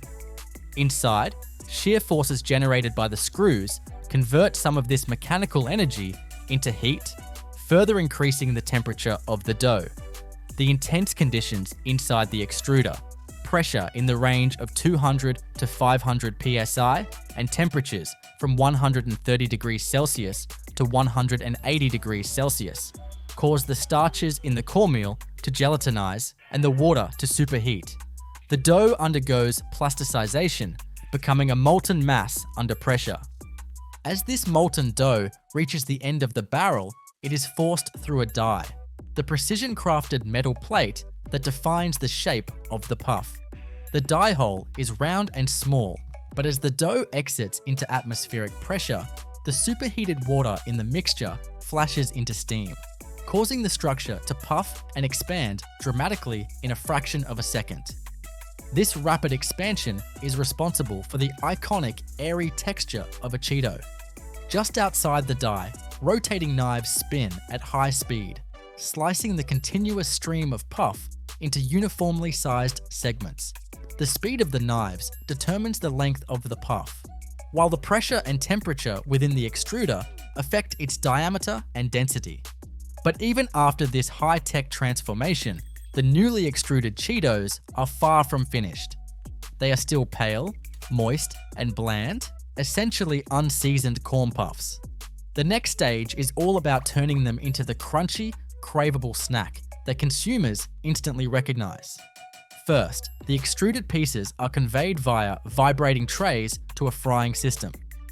Here, they're submerged in hot oil, typically corn or canola oil, at carefully controlled temperatures ranging between 160 degrees Celsius and 180 degrees Celsius. The residence time in the fryer is only about 20 to 40 seconds, but in that time, the moisture content is reduced dramatically from around 15% to under 2%. This not only creates the final crispy texture, but also deepens the color slightly, giving the snack its characteristic golden hue. The fryer itself is a marvel of engineering, equipped with multiple sensors and filtration systems. Oil turnover rates are high, meaning that fresh oil is constantly added, while spent oil is removed and filtered to maintain quality. Skimmers remove any floating particles, and oil chemistry is monitored for signs of oxidation, free fatty acid levels, and polymerization. If any readings fall outside of the strict parameters, the fryer automatically triggers corrective actions, dosing with fresh oil, increasing filtration, or even pausing the line to prevent compromised batches from continuing downstream. After exiting the fryer, the Cheetos are carried on mesh conveyors through an air cooling tunnel. High-powered fans blow ambient or conditioned air over the freshly fried snacks, bringing them to a safe handling temperature and ensuring any surface oil solidifies just slightly to help the seasoning adhere. These cooling conveyors are extended and designed with soft vibratory motion to prevent breakage, ensuring that the delicate puffs remain intact before entering the seasoning phase. Next, the Cheetos are transferred into a massive rotating flavor drum, where their bland exterior is transformed by a shower of powdered cheese blend. But before we dive into the complexities of seasoning, we'll need to explore how oil coating is applied for adhesion and how powder distribution systems are calibrated to ensure every single puff gets the perfect amount of flavoring. This next part of the production process is where precision meets sensory science, and the result is the addictively cheesy snack that has become a global favorite. Now it's time to dive into one of the most iconic and intricate stages in Cheetos manufacturing, the flavoring phase. This is where the bland, puffed, and fried corn kernels are transformed into the intensely savory, cheese-coated snacks recognized all over the world. The process of seasoning Cheetos is not merely about tossing on a bit of cheese powder. It is an engineered, tightly controlled operation that determines product consistency, taste balance, visual appeal, and even mouthfeel. Everything from the size and porosity of the puff to the electrostatic charge of the powder particles is taken into account in this phase. After exiting the cooling conveyor from the fryer, the puffs are transferred into large rotating cylindrical drums called flavor tumblers. These drums are typically positioned on a gentle incline and rotate slowly, creating a continuous cascade of puffs inside the drum that exposes every surface area of each piece as they tumble forward. This mechanical tumbling is crucial. It ensures an even coating without crushing the fragile, aerated product. Inside the drum, two key applications occur almost simultaneously. First, a fine mist of oil is sprayed onto the hot puffs. Then, a controlled stream of seasoning powder is dispensed over the tumbling mass. The oil, which is typically a neutral vegetable oil like corn or canola, plays several roles in this step. Primarily, it acts as an adhesive layer that allows the seasoning powder to stick effectively to the puff's surface. Additionally, it helps activate the flavor compounds in the powder blend, carrying volatile aroma molecules and enhancing taste perception. The oil spray system uses ultra-fine atomizing nozzles that are precisely calibrated to deliver a uniform coat without oversaturation. Too much oil, and the puffs become greasy and soggy. Too little, and the powder won't adhere properly, leading to uneven seasoning distribution and flavorless bites. The timing, angle, and rate of oil application are closely monitored and adjusted by sensors and programmable logic controllers. Real-time feedback systems measure oil usage, droplet size, and the thermal signature of the puffs to ensure that coating is optimal under varying production speeds or ambient conditions. This level of automation ensures consistency across thousands of pounds of product produced per hour. As the puffs are coated in oil, the seasoning powder is introduced using a vibratory feeder or screw conveyor system. The powder is held in a hopper mounted above the flavor drum and is dispensed through controlled openings at a fixed rate, matched to the flow of puffs. The exact dosing rate depends on the type of Cheetos being produced. Flamin' Hot varieties require slightly more powder per unit than the traditional cheese puffs due to differences in density, powder, granularity, and flavor intensity. The seasoning blend itself is a complex formulation engineered not only for taste, but also for flow characteristics, adhesion, and shelf stability. The base of the powder is often dehydrated cheddar cheese, spray-dried into a fine particle form. This is combined with whey or whey protein concentrate, maltodextrin, salt, monosodium glutamate, MSG, disodium phosphate, citric acid, and natural or artificial flavors. Each of these ingredients plays a very specific role. Maltodextrin, for example, acts as a carrier and anti-caking agent that helps the powder distribute evenly and resist clumping. Citric acid provides a tangy bite that enhances cheese flavor. MSG boosts umami and deepens savory perception. Color additives like annatto or oleoresin paprika for classic cheese, and red 40 or yellow 6 for Flamin' Hot are oil dispersible pigments that give the snack its vivid appearance without creating spotting or streaks. The particle size distribution of the powder is engineered to align with the surface texture of the puffed snack. Powder that's too coarse will fall off, and powder that's too fine will clump or create an overly dusty texture. To prevent powder fallout, electrostatic systems are sometimes used in high-speed lines. In these cases, the powder is given a minor static charge to improve its affinity for the puff surface, minimizing waste and improving adhesion. Inside the flavor tumbler, the balance of oil spray and powder distribution creates a beautiful, uniform layer of seasoning that fully coats each puff without pooling at the bottom of the drum or leaving bald spots on the product.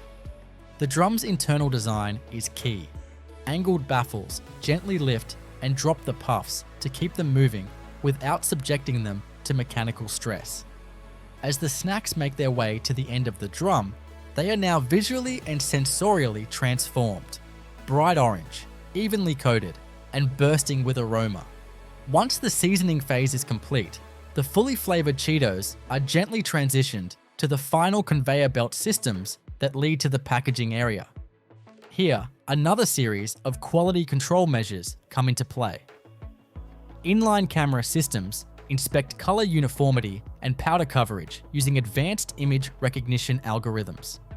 If a section of the product stream is detected to have an irregular appearance, whether due to light seasoning, overcoating, or discoloration, it is flagged and diverted from the main line for manual inspection or disposal. At this point, the Cheetos are still vulnerable to moisture pickup, oxidation, and mechanical damage, so the packaging process must move swiftly and with precision. The conveyor system delivers the finished puffs to a multi-head weigher mounted above the bagging machines. This machine uses multiple weigh hoppers to rapidly measure exact product portions, typically in the range of 28 g to 250 g per serving, depending on the bag size. These weighers use real-time load cell feedback to select the optimal combination of buckets to match the target weight, within a tolerance as tight as +0. 2G.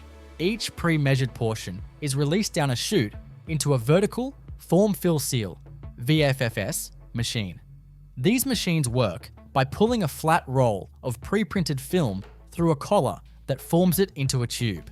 The bottom of the tube is heat sealed to create the first seam, the Cheetos are dropped in, and then the top is sealed and cut, simultaneously forming the bottom seal of the next bag in line. These machines can fill and seal over 100 bags per minute per lane, and multiple lanes often run in parallel for large-scale production.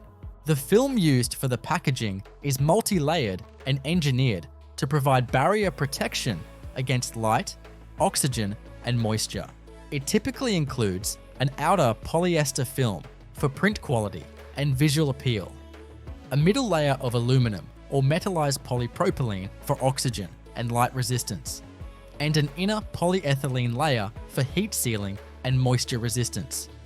As each bag is sealed, a date code, batch number, and factory identifier are printed using high-speed inkjet printers for traceability. Just after sealing, every bag passes through a series of checkpoints. Metal detectors scan for any foreign objects. Vision systems verify print alignment and code readability, and weight checkers ensure compliance with regulatory standards. Non-conforming bags are automatically ejected onto a rejection conveyor, where they are set aside for manual inspection. Approved bags are then grouped and packed into cardboard shipping cartons by robotic pick-and-place systems or automated drop packers. These cartons are sealed, barcoded, and routed to the palletizing station. Here, industrial robotic arms stack the cartons onto wooden or plastic pallets using optimized patterns for stability and load balance. As each pallet is completed, it is wrapped in stretch film to secure the load and protect it from dust and humidity during storage and transportation. The palletized loads are then scanned into the plant's warehouse management system, which tracks location, batch status, and distribution destination. Some pallets are moved to ambient storage if they are designated for short-haul routes, while others are transported to climate-controlled storage areas that maintain low humidity and consistent temperatures, ensuring that the product maintains its texture and flavor until it reaches its final destination. What follows is the outbound logistics phase, where the pallets are loaded onto trucks, routed to distribution centers, and delivered to retailers. But for now, every step inside the production facility, from the moment the cornmeal is hydrated to the final bag, passing the last inspection point, has been a meticulously engineered series of chemical, mechanical, and sensory transformations. Every component of the Cheetos production line is designed not just for efficiency and speed, but to deliver a reliably indulgent experience in every bag. And it all happens in a continuous, automated, high-output environment that must maintain exacting standards of quality, cleanliness, and consistency hour after hour, shift after shift. One of the key operational pillars at this stage is environmental control. Temperature, humidity, and airflow within the production zones are tightly monitored and controlled around the clock. Cheetos especially after frying and seasoning, are highly sensitive to ambient conditions. If the air in the seasoning or packaging area carries too much humidity, for instance, the cheese powder may begin to clump, reducing its dispersibility and leading to uneven coating.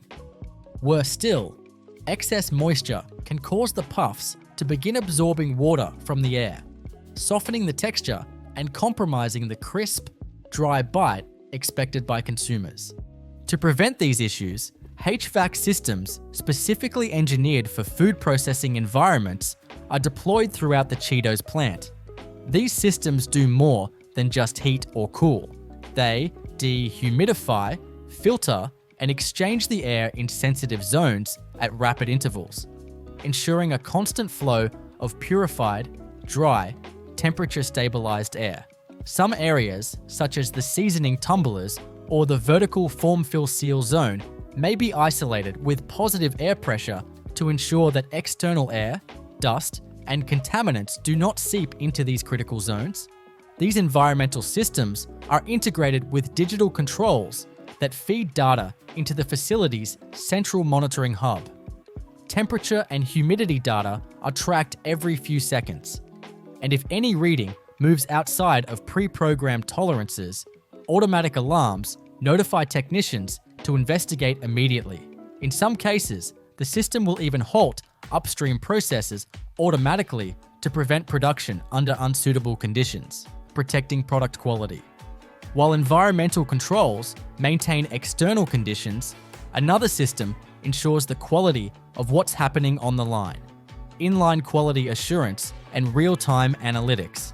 Throughout the Cheetos line, from extrusion to bagging, dozens of sensors, scanners, and cameras work in unison to gather data on key quality metrics.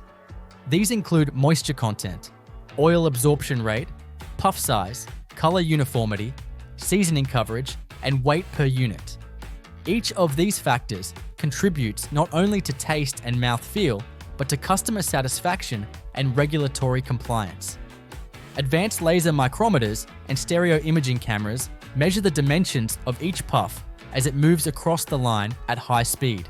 If puffs fall outside the programmed size range, either due to inconsistent extrusion pressure, die blockage, or improper cutting, those units are flagged and rejected automatically using pneumatic diverting arms. Simultaneously, optical sensors inspect the color of the fried puff to confirm it matches brand-specific targets. Color variation could indicate improper frying time, fluctuating oil temperature, or oil degradation. The system will trigger alerts or shut down sections of the line if it detects drift from acceptable limits. Another important part of inline quality is the metal detection system. Every snack must pass through high-sensitivity metal detectors or, in some cases, X-ray systems just before packaging. These devices scan for trace amounts of ferrous, non-ferrous, and stainless steel contaminants which could originate from worn machinery parts, upstream, or during maintenance. The sensitivity of these machines is such that they can detect metallic particles smaller than a millimeter in diameter.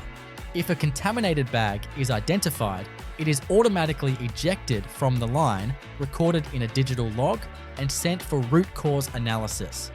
In high-output snack manufacturing, product changeovers are another critical concern. A single plant might produce multiple Cheetos variants: classic cheese, flamin' hot, jalapeno cheddar, and limited editions on the same line, sometimes switching several times per day.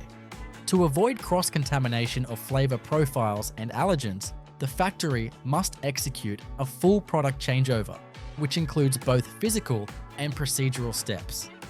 The final bags of one variant are run through the line until the seasoning and product types are completely cleared. Following that, dry cleaning and wipe-down protocols are enacted on exposed surfaces. In flavor tumbler zones and powder feeding systems, residue removal is handled by a combination of mechanical vacuums, compressed air nozzles, and in some cases, wet cleaning cycles. Pipes carrying seasoning powder are often disassembled and cleaned manually or flushed with air-driven pigs, foam or rubber projectiles that scrape the interior of the tube clean as they are propelled by compressed air. All cleaning steps are verified through ATP, adenosine triphosphate, swab tests, or allergen-specific strip tests to confirm the line is ready for the next product. Equipment cleaning and sanitization extend far beyond changeovers. Each section of the production line is scheduled for deep cleaning on a regular basis, with some components cleaned daily, others weekly, and critical systems like oil fryers undergoing monthly shutdowns for intensive maintenance. Every cleaning task is documented in a digital sanitation log that includes time-stamped photos, chemical usage records, technician ID, and verification by a supervisor. This log ensures compliance with food safety regulations and internal auditing systems. Speaking of oil fryers, one of the more maintenance-intensive systems in the Cheetos plant is the oil management setup. Used frying oil is constantly cycled through multi-stage filtration systems that remove fine particulates and oxidized residues. Inline sensors monitor oil color, free fatty acid content, and total polar compounds, all indicators of oil degradation. When thresholds are approached, fresh oil is introduced, and a portion of the old oil is purged to waste recovery tanks. This spent oil is not discarded haphazardly. Instead, it is captured and sent to third-party processors who refine it for use in biodiesel production or industrial lubricants, creating a closed-loop waste management process that supports sustainability goals. Seasoning systems have their own challenges in terms of dust and waste control. Cheese powder and spice blends are notoriously airborne, so extraction hoods fitted with HEPA filters are positioned above tumblers and conveyors to capture stray particles. These systems not only keep the air clean for workers, but also prevent buildup on surfaces and reduce cross-contamination risk. Powder recovered in this way is not reused in production, but is collected and weighed for waste tracking. Many factories monitor seasoning powder yield versus usage to optimize application and reduce excess without compromising flavor intensity.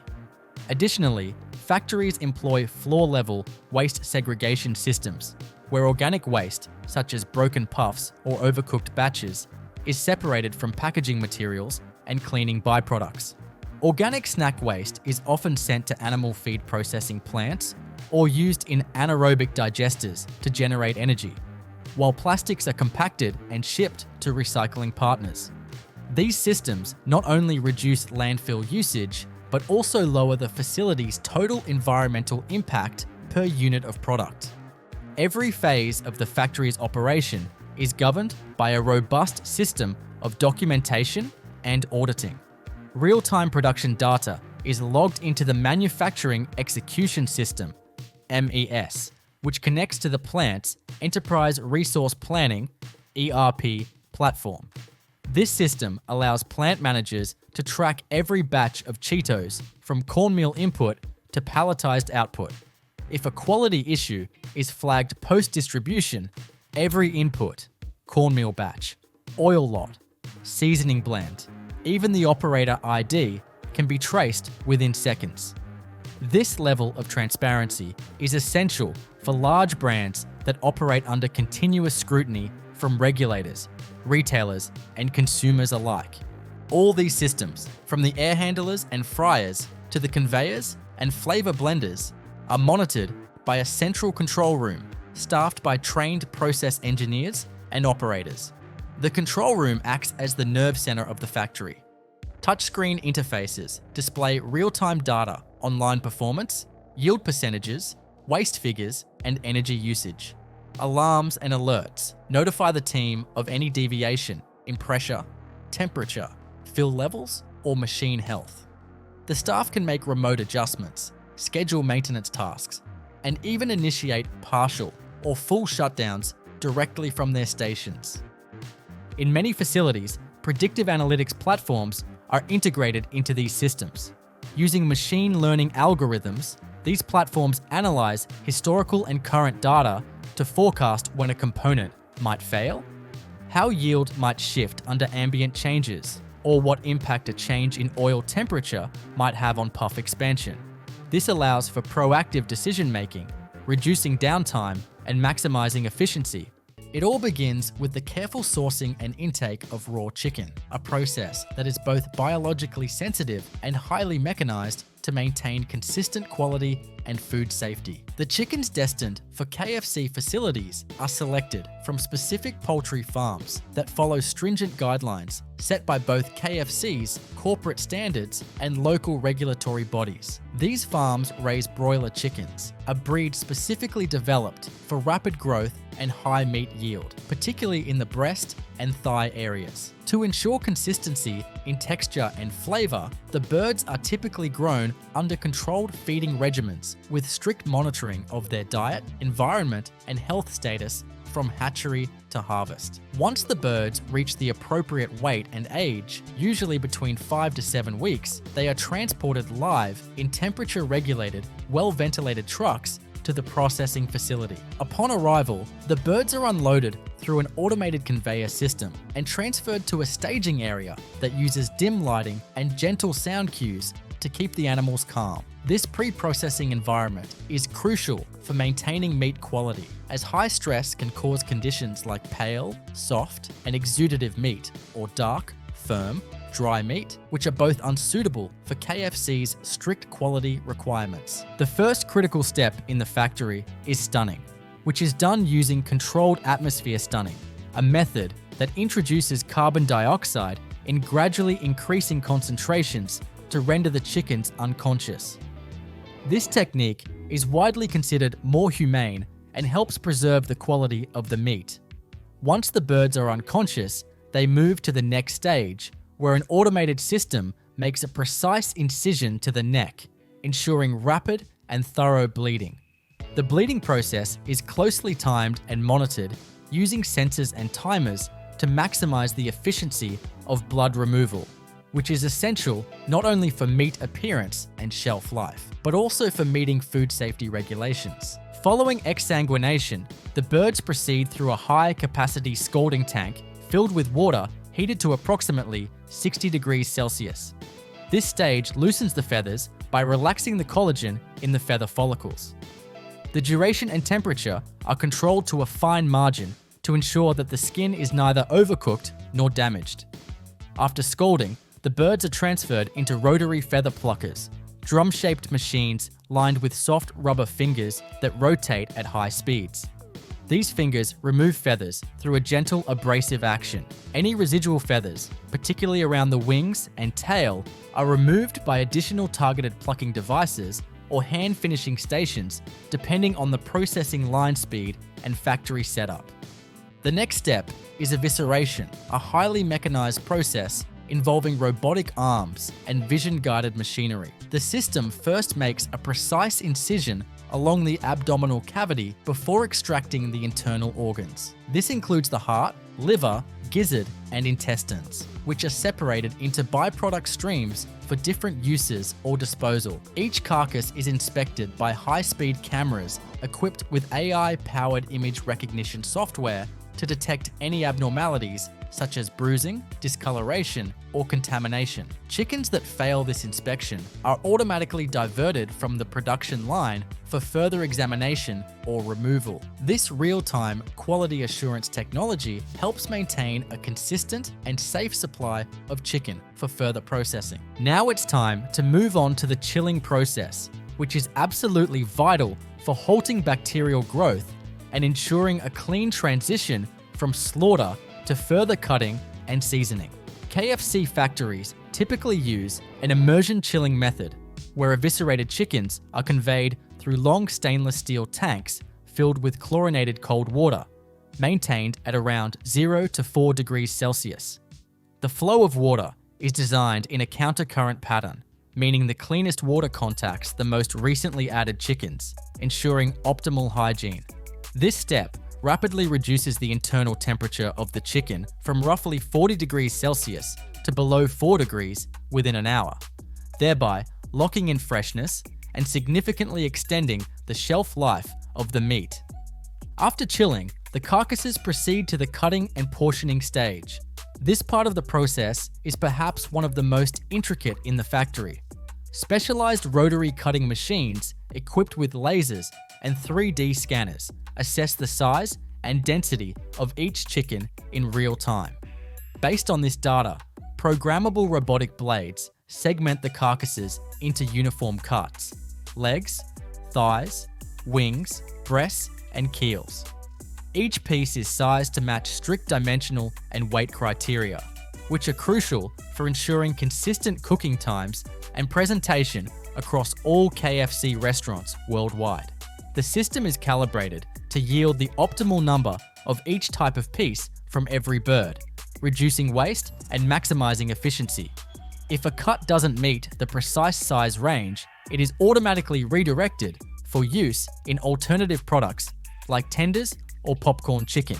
The next phase focuses on marination, a process that introduces moisture, flavor, and functional ingredients into the chicken to enhance both taste and texture. Once portioned, the chicken pieces are loaded into massive stainless steel tumblers, each capable of holding hundreds of kilograms of product. Inside the tumbler, a proprietary liquid marinade blend is introduced. While the exact formulation is a closely guarded secret, the marinade typically includes salt, phosphate-based tenderizers, flavoring agents, and sometimes buttermilk solids to create the tender, juicy interior that KFC is known for. The tumbling action lasts anywhere from 15 to 30 minutes, depending on the batch size and desired intensity, and the drum rotates on multiple axes to ensure that every surface of every piece of chicken is exposed to the marinade. This mechanical agitation also helps the meat fibers absorb the liquid more thoroughly, contributing to the product's juiciness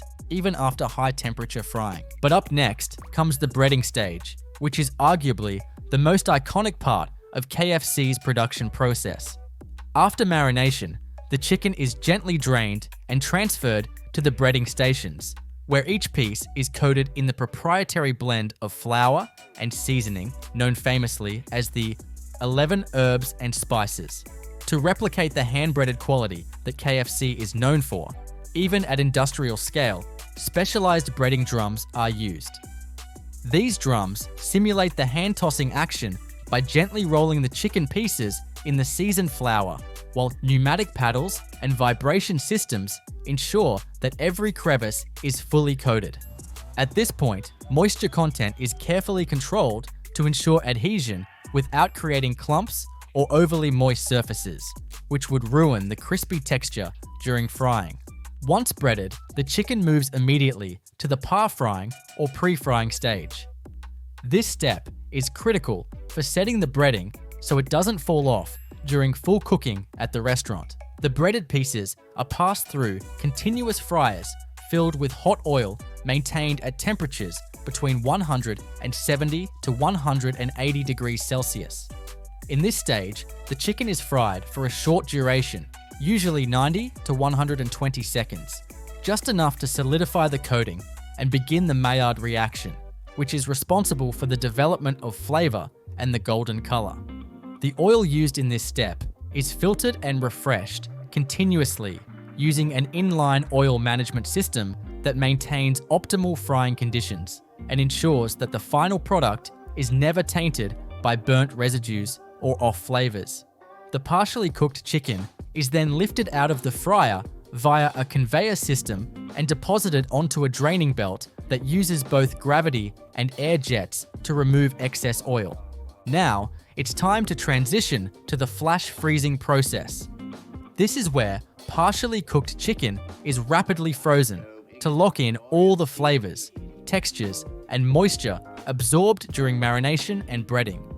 Each piece is conveyed into a spiral freezer or impingement freezer, both of which use sub-zero air blasts or liquid nitrogen vapor to drop the temperature of the chicken from over 60 degrees Celsius to below -18 degrees in under 10 minutes. Rapid freezing is crucial to prevent the formation of large ice crystals, which can damage the cellular structure of the meat and result in dryness or texture loss after final cooking. During this process, each piece is also individually quick frozen, which prevents clumping and allows for precise portioning when packaging. The next step in the factory process is the automated packaging of the individually quick frozen, par-fried chicken pieces, a phase that combines high-speed precision machinery with meticulous control over product integrity. Once the chicken emerges from the spiral or impingement freezer, each piece is conveyed to a sophisticated vision inspection system that performs a final quality assurance check.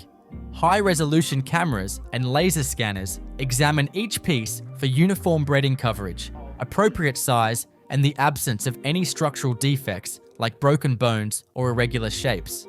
Pieces that fail this inspection are removed from the line using targeted air jets and routed for rework or disposal, depending on factory protocol. Once the pieces pass inspection, they are conveyed into a portioning station where intelligent weighing and sorting systems group them into standardized sets that align with KFC's iconic bucket meal configurations. These could be 8-piece, 12-piece, or 16-piece configurations, depending on the regional product lineup. Multi-head weighing machines calculate the total weight and count of each portion, ensuring that every pack not only meets visual and compositional standards, but also falls within a narrowly defined weight range for inventory accuracy and consistent customer experience. These grouping systems operate at incredibly high speeds, hundreds of portions per minute, with tolerances as tight as +1 gram. Each portion of chicken pieces is then dropped into a form-fill seal machine or into pre-formed plastic pouches, depending on the final packaging format. The form-fill seal machines shape a plastic film into a bag, load it with chicken, flush it with a nitrogen-rich gas to minimize oxygen, and heat seal it in a continuous, uninterrupted process. Modified atmosphere packaging is used here to extend shelf life while preventing freezer burn or flavor degradation. The gas blend, often a mix of nitrogen and carbon dioxide, inhibits microbial growth and oxidation without adding any chemicals or preservatives. After sealing, the packages are labeled with all necessary tracking and compliance information. High-speed thermal transfer printers apply labels that contain lot numbers, plant codes, production timestamps, and freeze dates. These labels also include data matrix barcodes or QR codes used for traceability, allowing KFC's central quality control teams to trace every package back to its exact farm, batch, and processing line in the event of a recall or audit. Automated verification systems scan each label for accuracy and readability.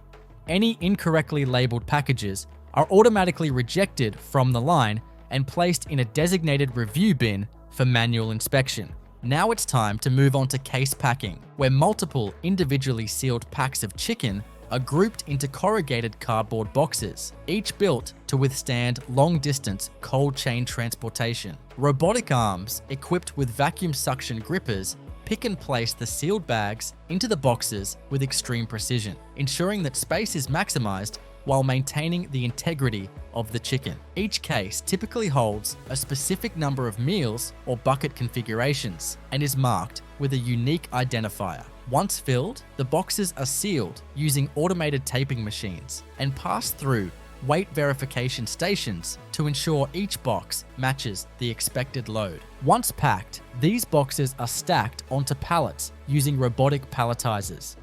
These robots follow pre-programmed stacking patterns that balance weight and maximize vertical space without compromising stability. Slip sheets and corner boards are often inserted between layers to protect the boxes during transit. Each completed pallet is then shrink wrapped using a rotary arm or turntable stretch wrapper, which encases the entire stack in several layers of industrial plastic film to secure the load for transportation. A final barcode label is applied to each pallet, integrating it into the warehouse management system, which tracks every movement of inventory from production to dispatch. Next comes the crucial cold storage phase. The finished pallets are transferred via automated guided vehicles or high-speed conveyor systems into a massive cold storage facility, maintained at a consistent temperature of -18 degrees Celsius or lower. These storage facilities are designed with energy efficiency and inventory management in mind, often featuring high bay racking systems and vertical lift modules that allow for dense, organized storage. Temperature and humidity are monitored continuously by sensors linked to a centralized control room where technicians receive alerts if any deviations occur.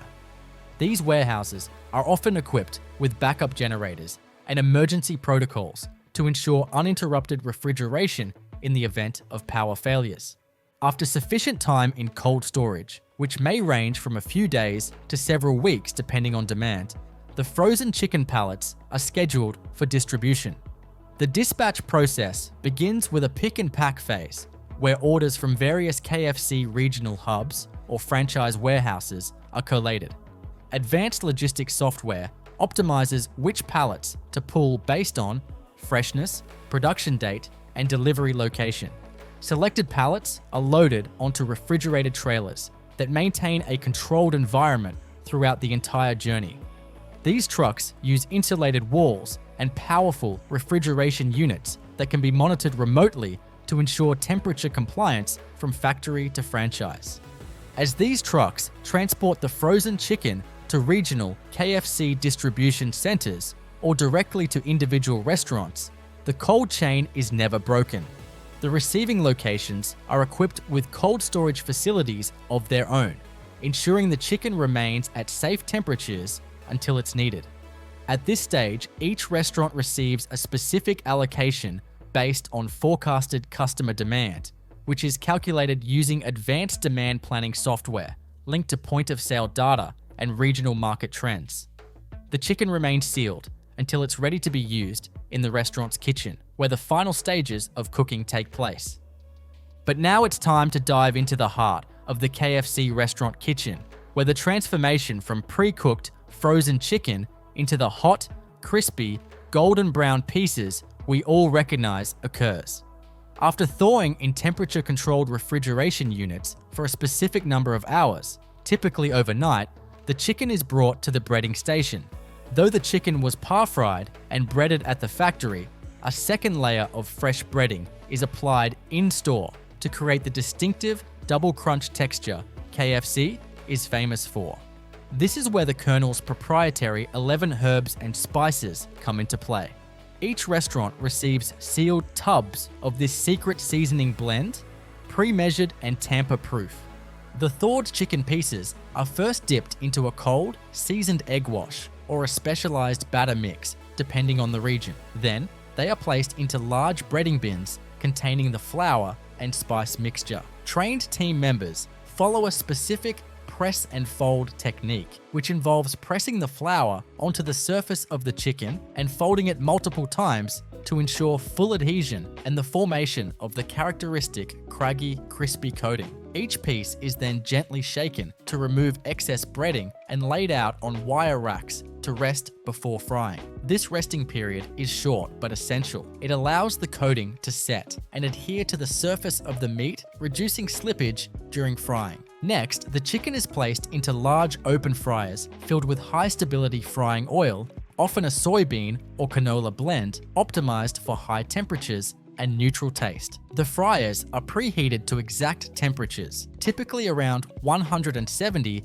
to 180 degrees Celsius, and the chicken is cooked under pressure for a controlled duration. KFC's use of pressure fryers is a distinctive element of its cooking process. The pressure cooking not only reduces cooking time, but also seals in moisture, ensuring the chicken remains juicy while achieving a perfectly crispy exterior. Sensors inside the fryer monitor oil temperature, pressure levels, and cooking duration down to the second. Once the timer signals completion, the fryer basket lifts automatically and the cooked chicken is removed using heat-safe tools to ensure safety and hygiene. After frying, the chicken is transferred to heated holding cabinets that maintain a precise internal temperature, typically around 60 to 65 degrees Celsius, for a limited time, usually no longer than 90 minutes, to ensure optimal freshness and food safety. These cabinets are fitted with internal timers and alert systems to prompt kitchen staff when a batch is nearing the end of its holding time.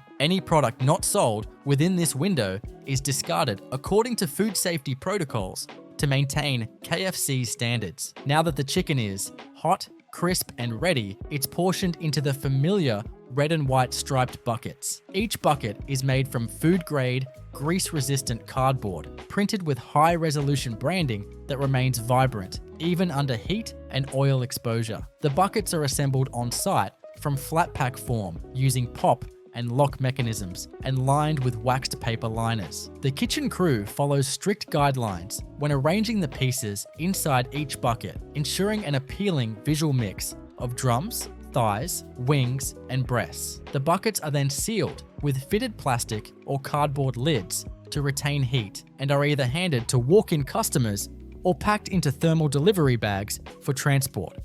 The final stretch of the production process involves a complex web of quality assurance protocols, food safety audits, sustainability initiatives, and continual technological improvements, all of which are critical to ensuring that every KFC fried chicken bucket, whether purchased in Tokyo, New York, or Johannesburg, meets the same high standard of taste, appearance, and food safety. These behind-the-scenes systems may not be visible to the end consumer, but they represent the foundation of KFC's global manufacturing and supply chain model. One of the most rigorous systems in place is the Hazard Analysis and Critical Control Points, or HACCP, framework. This is applied across all phases of the production lifecycle, from live animal handling at the poultry farms to final packaging at the restaurant level. Every critical control point is identified, monitored, and logged digitally. For example, in the chilling process, sensors verify that the internal temperature of chicken pieces drops to below 4 degrees Celsius within a very specific time frame. If any batch fails to meet that requirement, the system will automatically flag the anomaly, prevent further processing, and isolate the affected lot until a manual inspection is completed. These digital controls are complemented by human oversight. Trained quality control technicians regularly inspect samples at random, visually assessing breeding adhesion, meat color, texture, and aroma. At the plant level, sanitation is treated as a mission-critical activity. Every line, blade, and conveyor is cleaned on a strict schedule using a validated multi-step process that includes rinsing, application of food-grade alkaline and acidic detergents, hot water sanitizing, and ATP testing to detect any microbial residues. Cleaning in place systems are used in closed-loop systems like marinade blenders and oil filtration units, ensuring deep sanitation without the need for dismantling complex machinery. Swabs are taken from surfaces and air samples collected to detect airborne pathogens, all analyzed in on-site microbiological labs. If even a trace of Listeria, Salmonella, or E. coli is detected, entire zones of the plant are shut down and sanitized before production can resume. In parallel to these food safety systems, sensory panels and culinary scientists at centralized R&D hubs conduct organoleptic tests to ensure product consistency. These tests assess everything from the crunch of the breading to the juiciness of the meat and the aroma released when the bucket is first opened. Chicken from multiple plants is cooked and compared side by side in blind taste tests to identify deviations in flavor or texture. If a factory's output strays from the baseline profile, its formulations and techniques are reviewed. In some cases, regional adaptations are permitted. For instance, a slightly spicier breading formula in Southeast Asia, or a less salty blend in Scandinavian markets. But these must be approved through corporate sensory panels and extensive pilot runs. Now it's time to take a look at how traceability and supply chain visibility are achieved at scale. Every piece of chicken can be traced through a blockchain-based system that logs data from farm to fryer. RFID tags and barcode labels track each pallet, batch, and case throughout its journey. When a truck departs a cold storage warehouse, its GPS location is monitored in real time, and its refrigeration status is transmitted back to the operations center every 5 minutes. If a delivery truck's temperature rises above the acceptable range for more than 10 minutes, Alerts are sent automatically, and corrective actions are triggered, either rerouting to a nearby cold facility or discarding the load, depending on the severity of the excursion. Once the product reaches the restaurant, the store-level staff become the final link in the quality chain. Every team member is trained not just in food preparation, but in safe handling and equipment calibration. They measure oil temperatures with infrared thermometers before every cooking cycle, check holding cabinet thermostats each hour, and perform timed inventory rotations to prevent expired stock from being used. Any discrepancies are flagged in a digital checklist that is reviewed daily by shift supervisors and weekly by regional managers. Corporate auditors also perform unannounced inspections using checklists derived from international food safety certifications such as ISO 22000 and BRC Global Standards. But up next is a growing area of emphasis for KFC's manufacturing process, sustainability. As environmental concerns increasingly shape consumer expectations and regulatory policy, KFC and its supply chain partners have invested heavily in reducing their environmental impact without compromising efficiency or food safety. For instance, many factories now operate on hybrid energy models that integrate solar or wind power into the grid supply. Heat exchangers capture and recycle waste heat from fryers and ovens to preheat water for cleaning cycles. Water treatment plants have been installed adjacent to major facilities to purify and reuse water from scalding tanks and chilling baths, thereby reducing freshwater consumption by up to 60%. Waste management is another cornerstone of sustainable operations. Offcuts, bones, and organ meats removed during the evisceration process are rendered into protein meal for use in animal feed or fertilizer. Oil used during the par frying phase is filtered multiple times and eventually recycled through third-party processes into biodiesel or industrial lubricants. Even the breading flour that falls off during coating is collected, sifted, and reused within the same batch cycle if it remains uncontaminated thanks to high-speed sifters and air classification systems. Packaging materials are continuously redesigned to reduce plastic use, and many regional markets have adopted compostable or recyclable buckets made from sugarcane fiber or recycled cardboard. Now let's touch on automation and the future of food manufacturing. KFC's supply chain continues to push the boundaries of factory automation. Smart robotics now handle everything from chicken loading and cutting to box folding and pallet stacking. Machine learning algorithms analyze yield patterns, worker performance, and maintenance schedules to optimize output while minimizing downtime.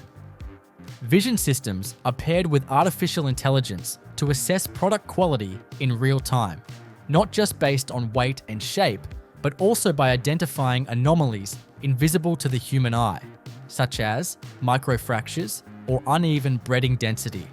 One of the most promising developments is the integration of digital twins, virtual replicas of entire production lines that allow engineers to test modifications in real time before applying them in physical factories. If a new breeding formula is under development, it can be modeled digitally to predict how it will behave under tumbling, par frying, and freezing conditions. These simulations save weeks of trial and error testing and reduce waste. Some facilities even employ predictive maintenance systems powered by sensors embedded in critical equipment. These sensors monitor vibration, temperature, and pressure, allowing for preemptive repairs before machinery fails, ensuring smooth operations and uninterrupted chicken production. KFC has also begun exploring vertical integration of its logistics chain. In some regions, specially designed micro-factories are situated closer to major urban centers, reducing transit time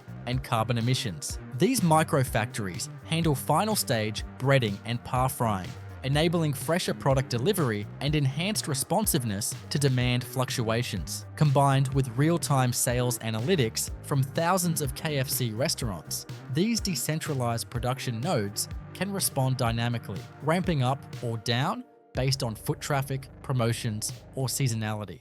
The process begins with the sourcing of raw ingredients, including hazelnuts, sugar, cocoa powder, palm oil, skim milk powder, and vanillin. These ingredients are delivered to Nutella factories in massive quantities, requiring large-scale handling infrastructure. Hazelnuts, one of the key components of Nutella, are often sourced from Turkey and Italy, two of the largest hazelnut producers in the world. Upon arrival at the factory, hazelnuts are stored in enormous silos or temperature-controlled storage rooms to maintain their freshness. The silos are made of food-grade stainless steel and designed to protect the nuts from humidity and contamination, while allowing for precise dispensing into the production line. The first step in processing the hazelnuts is cleaning. Hazelnuts arrive in bulk shipments, often mixed with debris such as shells, stems, and dirt. To address this, the factory uses a series of cleaning systems that include vibrating screens, air classifiers, and magnetic separators. The vibrating screens shake the nuts to separate them from larger debris, while the air classifiers blow away lightweight impurities like husks and dust. Magnetic separators are also used to detect and remove any metallic particles that might have entered the shipment during harvesting or transport. Once cleaned, the hazelnuts undergo visual inspection using high-speed optical sorting machines equipped with cameras and sensors. These machines identify and remove any defective hazelnuts, such as those with discoloration, cracks, or signs of mold. After cleaning, the hazelnuts move to the roasting stage. Roasting is a crucial step in developing the rich, nutty flavor that characterizes Nutella. In the factory, this is achieved using massive industrial roasting ovens. These ovens are designed with rotating drums or conveyor belts to ensure even roasting. The temperature is carefully controlled, typically ranging between 280 and 320 degrees Fahrenheit, depending on the size and moisture content of the hazelnuts.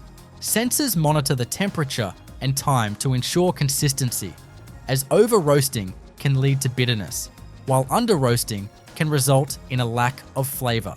The entire roasting process is automated, and the equipment is designed for continuous operation to handle the high volume of hazelnuts required for production. Once roasted, the hazelnuts are transferred to grinding machines. These machines are equipped with heavy-duty stainless steel blades and rollers that crush the nuts into a fine paste. The grinding process occurs in multiple stages, with each stage further reducing the particle size of the hazelnut paste. In the initial stage, the nuts are coarsely ground into a chunky paste. In the subsequent stages, the paste is refined into a smooth consistency, with particle sizes measuring less than 30 microns. This ultra-fine grinding is essential for achieving Nutella's creamy texture. The equipment used in this process, such as colloid mills and ball mills, is highly specialized and designed to operate under high pressure and at precise speeds. The resulting hazelnut paste is collected in large stainless steel tanks, where it is stored at a controlled temperature to preserve its flavor and consistency. While the hazelnut paste is being prepared, the other ingredients are processed in parallel. Sugar, which provides sweetness to Nutella, is delivered to the factory in bulk containers or tankers. Upon arrival, the sugar is unloaded into silos, equipped with pneumatic conveying systems. These systems use air pressure to transport the sugar from the silos to the milling area, where it is ground into a fine powder. Industrial sugar mills are used for this purpose, and the grinding process ensures that the sugar particles are small enough to dissolve uniformly in the mixture. The factory also incorporates sieving systems to filter out any impurities or oversized sugar particles before they proceed to the blending stage. Cocoa powder, another key ingredient, undergoes a similar process. The cocoa powder is stored in sealed silos to protect it from moisture and contamination. Before being added to the Nutella mixture, the cocoa powder is sifted through vibrating screens to break up clumps and ensure a fine, even consistency. This step is crucial for achieving the smooth texture of the final product. as any clumps could create inconsistencies during blending. Palm oil, which gives Nutella its creamy consistency and prevents separation, is stored in large, temperature-controlled tanks. These tanks are equipped with heating elements to keep the oil in a liquid state, as palm oil tends to solidify at room temperature. The oil is pumped through insulated pipes to the mixing area, where it is carefully measured and added to the blend. The precise control of temperature and flow rate is essential to ensure that the oil integrates smoothly with the other ingredients. Skim milk powder, which adds a subtle dairy flavor and contributes to the creamy texture of Nutella, is stored in sealed containers or silos to prevent exposure to air and moisture. Before being used, the milk powder is sifted and screened to remove any lumps. Factories use advanced pneumatic conveying systems to transport the milk powder from the storage silos to the mixing area, ensuring that the ingredient is handled efficiently and hygienically. The blending process is the heart of Nutella's production, where all the prepared ingredients come together to form the final product. The blending tanks used in Nutella factories are massive, often with capacities of several thousand gallons. These tanks are equipped with high-speed agitators and temperature control systems. The hazelnut paste, sugar powder, cocoa powder, skim milk powder, palm oil, and vanillin are added to the tank in precise proportions, which are controlled by computerized dosing systems. These systems are programmed to weigh and dispense each ingredient accurately, ensuring consistency across batches. During blending, the mixture is heated slightly to help the ingredients combine more effectively. The temperature is carefully monitored, as excessive heat could alter the flavor and texture of the product. The blending tanks are designed to ensure even mixing, with agitators that create a vortex to incorporate all the ingredients thoroughly. The result is a homogeneous mixture with a smooth, creamy consistency. Once the blending process is complete, the mixture undergoes a refining stage. Refining is a critical step that ensures the final product is free of any graininess. The refining process takes place in multi-stage roller mills, which are equipped with heavy-duty steel rollers.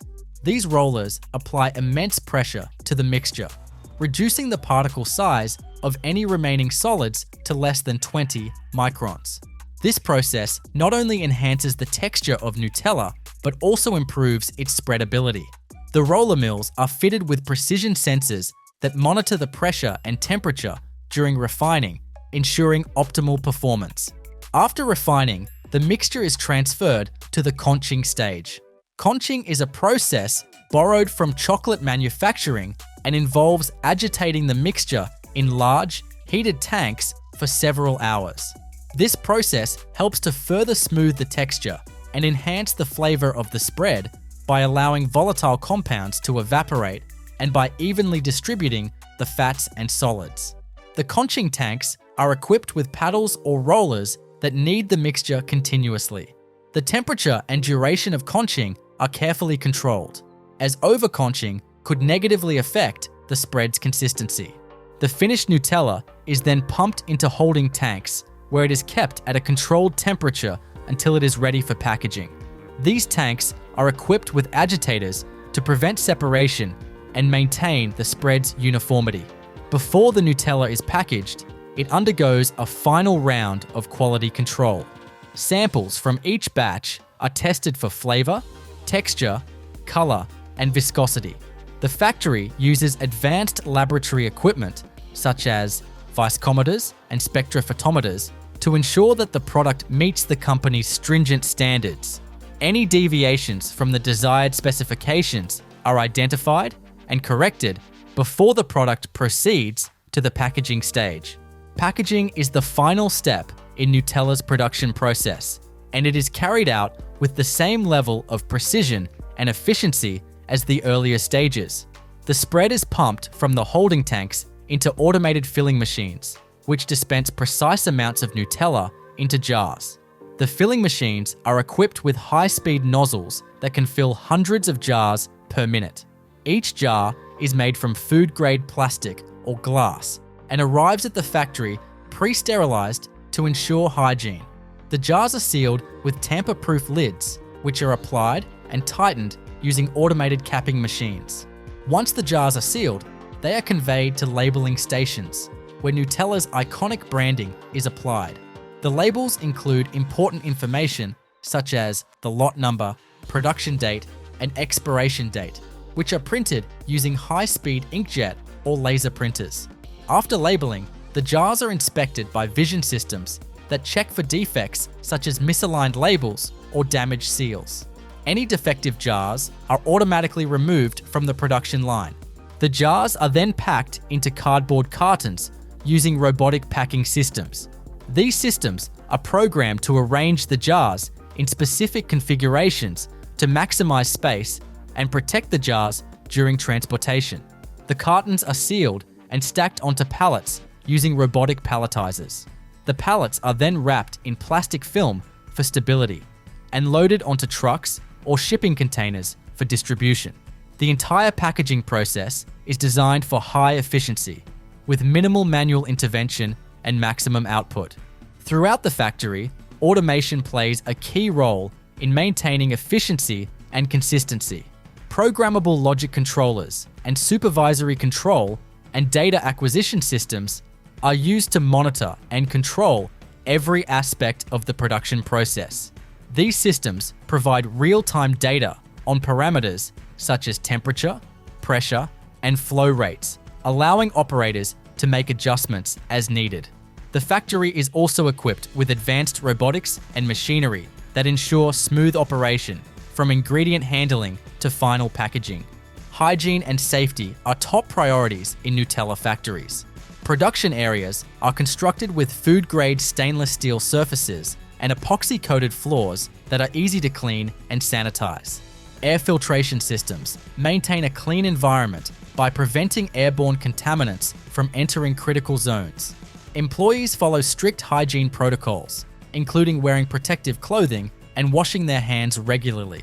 The factory is regularly inspected to ensure compliance with international food safety standards, guaranteeing that every jar of Nutella is safe for consumption.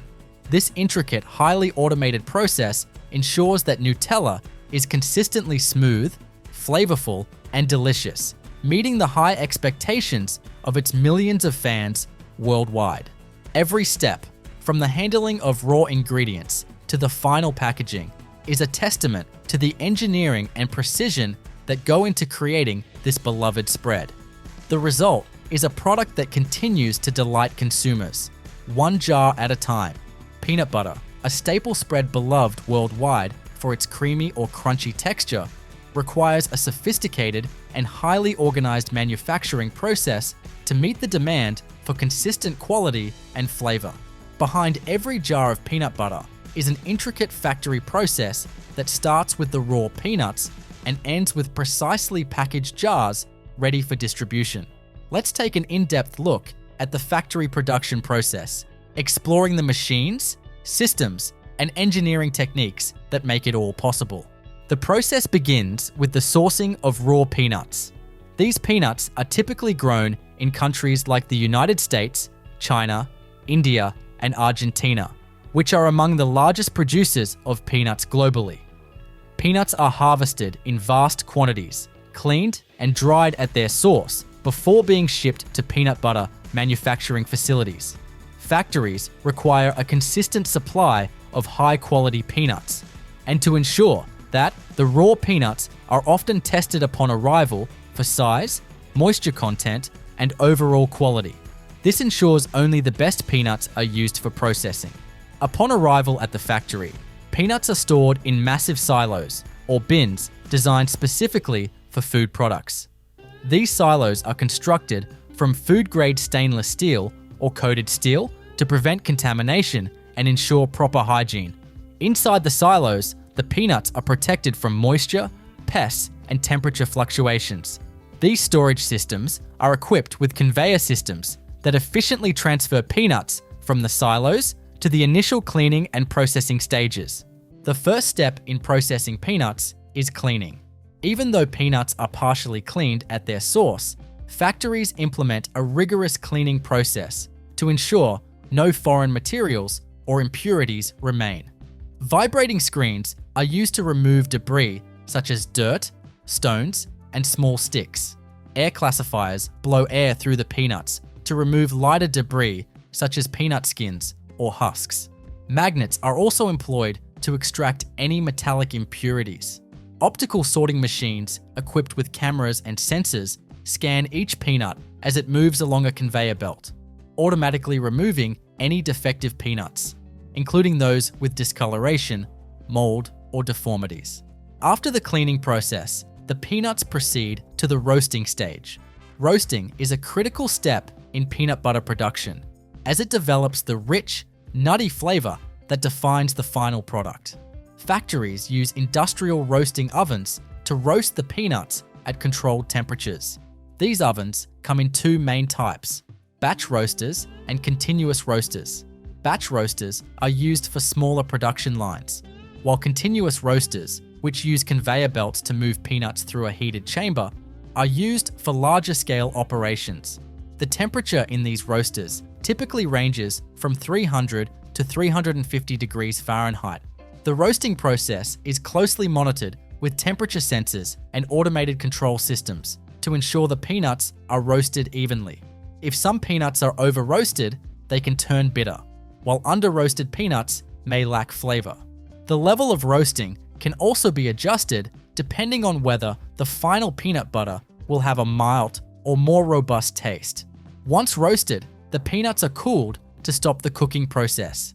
Cooling is achieved by passing the roasted peanuts through chambers with powerful fans or cool air blowers. This step is crucial because it prevents the peanuts from continuing to cook, which could lead to inconsistencies in flavor. Some factories also use a water spray system to rapidly cool the peanuts, though this is less common as it can add moisture to the product. The cooling systems are designed to operate continuously to keep pace with the output of the roasting ovens. With the peanuts roasted and cooled, the next step is to remove their skins and separate the kernels. Skin removal is done using blanching machines. These machines have rotating drums or abrasive rollers that rub the peanuts, causing the thin outer skin to flake off. Some systems use steam blanching, where the peanuts are exposed to high-pressure steam to loosen the skins before mechanical removal. After blanching, the peanuts pass through air classifiers that blow away the loose skins, leaving behind clean peanut kernels. Factories also use gravity separators to sort peanuts by size and density, ensuring that only uniform peanuts proceed to the grinding stage. Before grinding, the peanuts are inspected again for quality. This is done using high-speed optical sorters that ensure any remaining defective peanuts are removed. Factories often have automated weighing and proportioning systems at this stage to determine the exact amount of peanuts needed for each batch. This level of precision is crucial for maintaining consistency in the flavor and texture of the peanut butter. The grinding process is the heart of peanut butter production. The roasted peanuts are fed into industrial grinders, where they are crushed into a fine paste. This process happens in multiple stages, beginning with coarse grinding and followed by finer grinding. The equipment used for this includes hammer mills and roller mills, which are specifically designed to reduce the peanuts into small, uniform particles. In many factories, the particle size is reduced to less than 20 microns, which is smaller than the diameter of a human hair. Achieving such a fine consistency is essential for the creamy texture that many consumers expect from peanut butter. For crunchy peanut butter, the process is slightly different. In these cases, a portion of the peanuts is coarsely ground and set aside before the final blending stage. These larger peanut pieces are later mixed into the smooth paste to create the characteristic crunchy texture. To prevent the peanut butter from separating, stabilizers such as hydrogenated vegetable oils or palm oil are added during the grinding process. These oils help bind the natural peanut oils to the solid peanut particles, ensuring a smooth and stable product that doesn't separate in the jar. Salt and sugar are also added at this stage to enhance the flavor of the peanut butter. Factories use precision dosing systems to measure and add these ingredients in exact proportions, ensuring every batch has the same taste. After grinding, the peanut butter is sent through a mixing stage, where it is further blended in large stainless steel tanks equipped with high-speed agitators. This stage ensures that the stabilizers, salt, and sugar are evenly distributed throughout the peanut butter. These tanks are often heated slightly to keep the peanut butter at the right consistency for mixing. The temperature is carefully controlled, as overheating can alter the flavor or texture of the peanut butter. Once the mixing is complete, the peanut butter undergoes quality control checks. Samples from each batch are tested in an on-site laboratory for flavor, texture, and consistency. Advanced instruments, such as viscometers, are used to measure the viscosity of the peanut butter, ensuring it meets the desired standards. Factories also use particle size analyzers to confirm that the peanut butter's texture is smooth and uniform. These quality checks are critical, as even slight variations can impact the final product's appeal to consumers. The final step in the manufacturing process is packaging. The peanut butter is pumped from the mixing tanks to filling machines, where it is dispensed into jars. These filling machines are capable of handling thousands of jars per hour, ensuring high efficiency. The jars, typically made of food-grade plastic or glass, arrive at the factory pre-cleaned and are sterilized again before filling. The filling nozzles are designed to dispense precise amounts of peanut butter into each jar, ensuring uniform weight and volume. Once the jars are filled, they move to the capping machines, where tamper-proof lids are applied and tightened. After capping, the jars are conveyed to labeling machines, which apply the brand's signature labels, along with lot numbers and expiration dates for traceability. Vision systems inspect each jar to ensure that the labels are correctly applied and that there are no defects in the seals or packaging. The jars are then packed into cardboard boxes using robotic packing systems. These robots are programmed to arrange the jars in specific configurations to optimize space and protect the jars during transportation.